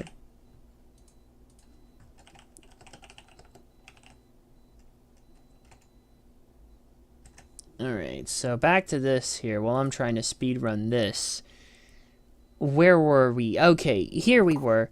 February, oh, there you are, you're back. Just for a little bit. Alright, well, don't worry, I'm just speedrunning Stacy Keibler's section. By the way, quick questions. Favorite moments from Rey Mysterio and the Great Muta? Mostly just the Mysterio stuff, mostly in AAA, and CMLL was exceptional. And of course, him being used as a lawn dart in WCW by the Nash Hall when they're trying to take over the TV truck. Rey Mysterio jumped off a car and they grabbed him and threw him like a lawn dart against the TV truck. I never thought a guy his size could make a nice thunk sound against a TV truck. Yeah. But anyway, I digress. Great Muta. I mean, Great Muta was one of the original Four Musketeers of Japanese wrestling, along with Masaharu Chono and a couple others. And, I mean, no guy exemplified, strong style more than Muta, mostly with his mists. And he was one of only 3 Japanese wrestlers of his generation that actually did mists with their mouth as a stunning agent. And little known fact, Muta had 3 different colors in his mists. He had green, which would end up being used a lot by Yasuhiro Tajiri in ECW, and of course his time in Japanese wrestling. He had blue, and then he had red. So he had 3 different colors. In some matches, he would even use all 3 colors. So, right. Yeah. And there's basically the idea that they'd have different effects. Yeah, I got you. Yeah, so many wrestlers were influenced by Muta when it came to mists, from Like Asuka. and Malachi Black. What is corruption? The black spit of the mist, but the most well known is Tajiri, the Japanese buzzsaw from ECW. Yes, He would use I a green remember. mist. Yes, I remember that. Yeah. All right, now back to speedrunning, probably the least interesting person of the Somebody's bunch. calling me. I'll be back. All right. Wait. So where was I? Okay. So in February of 2005, Keebler began appearing in backstage segments with then babyface Randy Orton, and eventually became his on-screen girlfriend. When Orton challenged Undertaker to a match at WrestleMania 21, Orton the relationship with Stacy by hitting her with an RKO, incapacitating her, justified it claiming he was demonstrating how ruthless he could be in order to defeat the Undertaker. And then we come to the Super Stacy part of her career. She joined forces with the Hurricane and Rosie, who was the superhero in training, and was 1/3 of the trio as a superhero sidekick named Super Stacy with her own superhero costume. She was ringside during several matches as they defended the World Tag Team Championship. During this time, Keebler feuded on-screen with then-heel Victoria, including confrontations in a mixed tag team match on Raw and a singles match on Heat. After a long tenure on Monday nights, Keebler and Christy Hemme were moved to SmackDown on August 25th as part of a trade that brought Tori Wilson and Candice Michelle to Raw. On SmackDown, Keebler participated in lingerie matches and bikini contests. After a short absence, she began feuding with Jillian Hall, which led to the two having a match on Velocity, which Keebler lost. That was her final match in WWE, as she then asked for time off to appear on Dancing with the Stars. During this time, her profile was moved from SmackDown to Raw, but she never made an appearance on the brand before leaving the company. Her final mention was on the March 6, 2006 episode of Raw, where she was insulted by Candice Michelle for placing 3rd on Dancing with the Stars during Michelle's unveiling of her Playboy magazine cover. After completing her stint on Dancing with the Stars, she officially left on July of 2006 to move on to other endeavors. She's had a few sporadic appearances in there since. After leaving, she made a guest appearance on Tough Enough in 2011, and being a former NFL cheerleader, she helped prepare the contest to perform publicity in Universal Studios. On April 6, 2019, she made a surprise return to induct Tori Wilson into the Hall of Fame that year. In June 2021, Network listed Keebler as one of the women who made an impact on WWE outside the ring. And then she's being inducted this year. I mean, I guess, but I feel like we're running down the gauntlet of people, between all the ruthless aggression era, like women as well. I know she was a very important one for being a bit of for her layings and all and everything else, but god damn, I don't know, man. Just whatever. Do you have any favorite moments of Stacy Keebler? Not really. I don't know any. So, yeah. How sad. Well, I guess her run as Super Stacy was nice. Yeah, I think we should just move on to actually the most interesting person of the bunch. Yes. After what feels like an eternity. You know what? We need some appropriate music. Yeah, there we go. Oh, son of a bitch. Where is it? There. Oh, well, be careful what you say with this. You stop it. Watch your language. Shut up, you. Alright, let me actually speak. Andy Kaufman. Oh boy, what more can I say? This was Brian Zane's number 1 pick on his WWE celebrities who deserve to go into the Hall of Fame. For those of you who may not remember, Andy Kaufman was an entertainer and technically a performance artist. While often called a comedian, he'd rather describe himself as a song and dance man, sometimes an anti-comedian. Will you shut the fuck up? I'm sorry, Hey. I forgot I had to push the talk. I'm sorry. Why are you doing this? This guy continue. had a bigger importance on wrestling than you'll ever fucking realize, and we're gonna get to it, okay? He didn't do traditional comedy, let's just say that much. One of his famous routines was only singing the chorus of the Mighty Mouse theme when Mighty Mouse actually spoke. He was also on Taxi as Latka. He also had another character in Tony Clifton, obnoxiously rude lounge singer. Look, just watch the movie Man on the Moon that stars Jim Carrey as him if you want an idea. And so basically, let's talk about his wrestling stuff. He was inspired by the theatricality of kayfabe, the stage nature of the sport, and his own tendency to form elaborate hoaxes. He began wrestling women during his act and proclaimed himself the intergender wrestling champion of the world, taking on an aggressive and ridiculous personality based on characters invented by pro wrestlers. And he even offered $1,000 to any woman who could pin him. He employed performance artist Laurie Anderson at one point, a friend of his in this act for a while. Kaufman actually initially approached Vincent J. McMahon, Vince Sr., to bring his act to the World Wrestling Federation. McMahon dismissed his idea as he didn't want show business in his pro wrestling society. Had Andy Kaufman lived long enough to when Vince McMahon took over, I guarantee you, this shit was, he would have absolutely ate his act up. So, Kaufman had developed a friendship with wrestling reporter / photographer Bill Apter. After many discussions about his desire to be in the business, Apter called Jerry the King Lawler and introduced him to Kaufman by telephone. This is when the Memphis feud happened. He stepped into the ring in the Memphis circuit with a man, Lawler himself. Kaufman taunted them by playing videos showing them how to use soap and proclaiming the city to be the nation's redneck capital. This ongoing feud, which often featured Jimmy Hart and other heels in Kaufman's corner, had a bunch of stage works, such as a broken neck for Kaufman as a result of the pile driver, and a famous on-air fight on a 1982 episode of Late Night with David Letterman. Seriously, the clip is on YouTube. Please go watch it. It is one of the most surreal things you will ever see in your life. And people bought this shit up back in the day. Let me make that clear. You never even knew if this was so blurring the lines, if this was actually insane. Like, it was insane. Go watch the clip on YouTube. It's that fucking good. Anyways, for some time after that match, Kaufman appeared wearing a neck brace, insisting his injuries were worse than they were. Kaufman continued to defend his intergender championship at Mid-South Coliseum and offered an extra prize. The woman who pinned him would get to marry him, and that Kaufman would, shave his head. Eventually, it was revealed that everything was worked, like just about everything else in wrestling, and that Kaufman and Lawler were actually friends. This was not disclosed until more than 10 years later after Kaufman's death, when the documentary Comedy Salute to Andy Kaufman aired on NBC in 1995.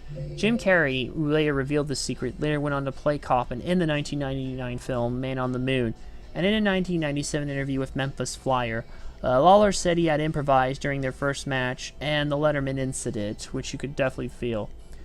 Although officials at St. Francis Hospital stated Kaufman's neck injuries were real, in his 2002 biography, It's Good to Be King Sometimes, Lawler detailed how they came up with the angle and they kept it quiet. Even though his injury was legitimate, the pair exaggerated it. He also stated Kaufman's furious tirade and performance on Letterman was Kaufman's own idea, including the infamous part where Lawler slapped Kaufman out of his chair. Promoter Jerry Jarrett later recalled that for 2 years he mailed Kaufman payments comparable to what other main event wrestlers were getting at the time, but he never deposited the checks. Later, Kaufman appeared in the 1983 film My Breakfast with Blassie, with professional wrestler Classy Freddie Blassie. It was a parody of the art film My Dinner with Andre. Lynn Margulis, the sister of the film's director Johnny Legend, appears in it and actually became romantically involved with Kaufman. He was even playable in Legends of Wrestling 2 and Showdown Legends of Wrestling, the shit third game, but I'm not going to get into that. In 2008, Jakks Pacific produced for their WWE Classic Superstars toy line an action figure 2-pack of Kaufman and Lawler, as well as separate figure release with a royal blue robe. And finally, he was announced to be inducted this year. Whew. So basically, if it weren't for Andy Kaufman, we might not even have WrestleMania. Think about every celebrity involvement you've had in wrestling over the years, including the ones we're having now. You can thank Andy Kaufman for that, because without it, none of this would even be possible. On top of that, they took kayfabe to levels that are so insane that you can't even believe it, like they live everything out themselves. People like MJF, again, owe a lot to Andy Kaufman. And hell, even women empowered and intergender stuff you can owe to Andy Kaufman to a degree. My point is, Andy Kaufman has had a big impact in the world of wrestling that I don't think a lot of younger people even realize to this day. Like, if it weren't for him, you would be surprised. Hell, WWE as we know it might not even be the way they are now, if not for Andy Kaufman. And yeah, I'm guessing you don't have any favorite moments, even though I've practically explained everything to you. Yeah. How sad. I pour everything out and have to explain to you and Jesse, and this is how you all repay me.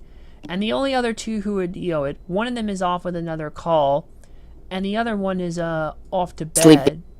Or is off to bed. No, I almost fell asleep there. Sorry about that, guys. You are a piece of crap sometimes, man. Do you have to end everything on a downer note? No. Andy Kaufman has had a big influence, and this induction has been a long time coming. Oh, fuck. I closed the wrong tab here. Hold on. I meant to, there's one more person we gotta talk about who's getting the Warrior Award. That's right. We've got our Warrior Award recipient here.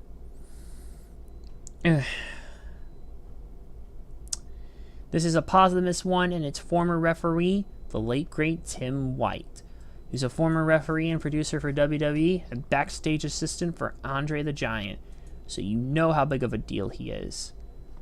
White started as a part-time referee in 1985 while working as Andre the Giant's agent. After Andre's death in 1993, he became a full-time referee, appearing more frequently on pay-per-views and WWF television tapings. Most famously, he was the referee for the King of the Ring 1998 Hell in a Cell match between Mankind and Undertaker, almost tempting to stop the match as well, and came close to declaring it after Mankind fell through the top of the cell.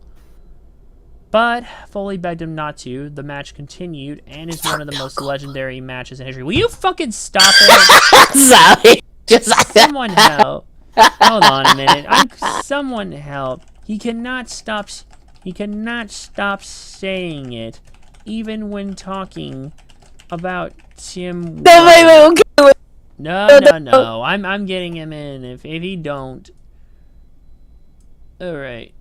Okay. Hey, please. Okay. Too late. If he comes back in with this. Oh, goddamn. Hey. Oh, you're back. I didn't think you'd actually pop back on here. He said the phrase. He said F Bill Goldberg again when I'm trying to go over Tim White's history. This is a fucking mess now. This is a goddamn disaster. Alright, quickly. Do you have your favorite moments for Great Muta, Stacy Keibler, and Andy Kaufman? Real quick while you're here. I would say for Andy Kaufman, his impromptu match with Jerry the King Lawler in Memphis when he quote unquote broke his neck. I remember that. That kind of started everything. I'd say either that or the Letterman show. As for the Great Muta?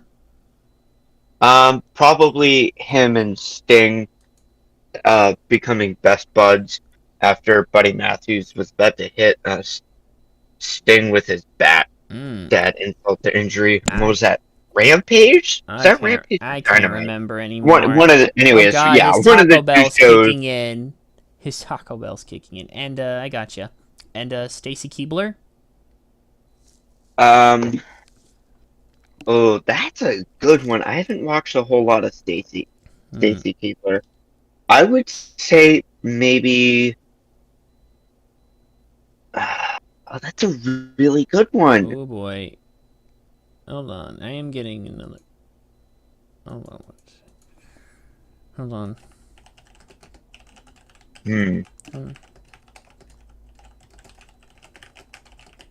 Hold on.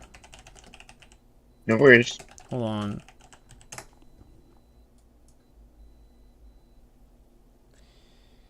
All right. So, do you have a favorite Stacy Keibler moment, or? I would say probably her walking into the ring and Okay, doing there Jerry you go. Lawler There you go. Yeah, on yeah. commentary. All right, I'm actually about to wrap this up right now. I'm wrapping this up right now, or like we're on Tim White, the last one, anyways. So, yeah, I'm just running through Tim White. But yeah, I was talking about the '98 King of the Ring match that he refereed. So yeah. Oh yeah, nice. And then That's in a good one. 2002, White suffered a shoulder injury during a Hell in a Cell match between Triple H and Chris Jericho at Judgment Day. At WrestleMania 20 in Wait, 2004, he did? Yeah, he did. And then at I didn't even know that. And then at WrestleMania 20, he returned to referee the match between Chris Jericho and Christian, and he re-injured his shoulder during the final 3 count of the match, forcing him to end his career. I didn't realize that. Yeah, it hurt. I know, but it is what it is here. Oh, that was the one where he got pushed into the cell itself, right? Which one? The second time. Isn't that what ended his career? No, he ran during the feared. final 3 count of the match. Like, never mind. Look, they use this in some. Yeah. Well, at any rate, they use this for some shitty other thing, and just. They used it for some crappy things known as lunchtime suicide. You know what? I don't even want to get into that. I just want to focus on the good, okay? Yep. Look, the good. Because he provided security for WWE superstars during appearances and autograph signings, but he was released on January 9th, 2009, ending his 24 tenure with the company. On April 10th, 2018, he appeared in numerous interviews in the HBO documentary Andre the Giant, and he appeared on WWE's Most Wanted Treasures in June of 2021. He is actually the first referee to be inducted into the WWE Hall of Fame. There was a rumor going around that there was to be this year, and I guess there wasn't so much, but it's him. And quite frankly, for all that he's done for the company as well, he's deserved it. For basically being assisting Andre and being there with the years and refereeing some of the biggest matches, it's not hard to see why, alright? Do you have a favorite Tim White moment, or? I haven't seen much of his stuff, but I'll say, probably, I don't know, I haven't seen a whole lot of his stuff, hold on. Let me see if I can find the one I'm thinking of. Oh my sweet goodness.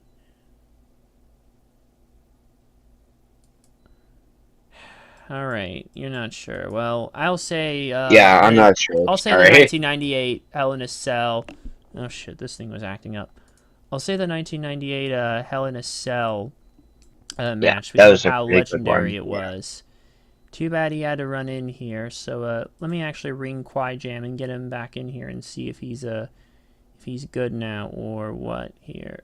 Let me see if I can ring him back now. Hey man, just got to get a couple quick last thoughts here. We're about to wrap this up. We just got through talking about Tim White, actually. And Dean left because his Taco Bell kicked in, so yeah. Oh, for goodness sake. Yeah, well, he couldn't stop saying fuck Bill Goldberg on top of that when I'm trying to talk about the 1998 King of the Ring Hell in a Cell match. You know, the famous one. Let's say, that's gotta be Kane! Yeah, by the way, quick, any favorite moments for Stacy Keibler, or... I don't know. All I know is she's got legs. That's what I thought. She knows how to use them.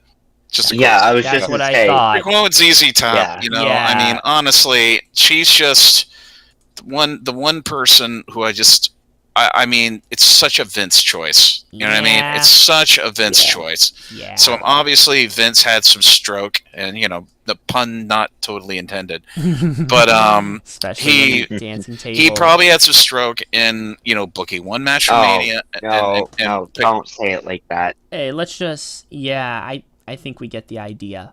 Favorite So moment from basically, Go on.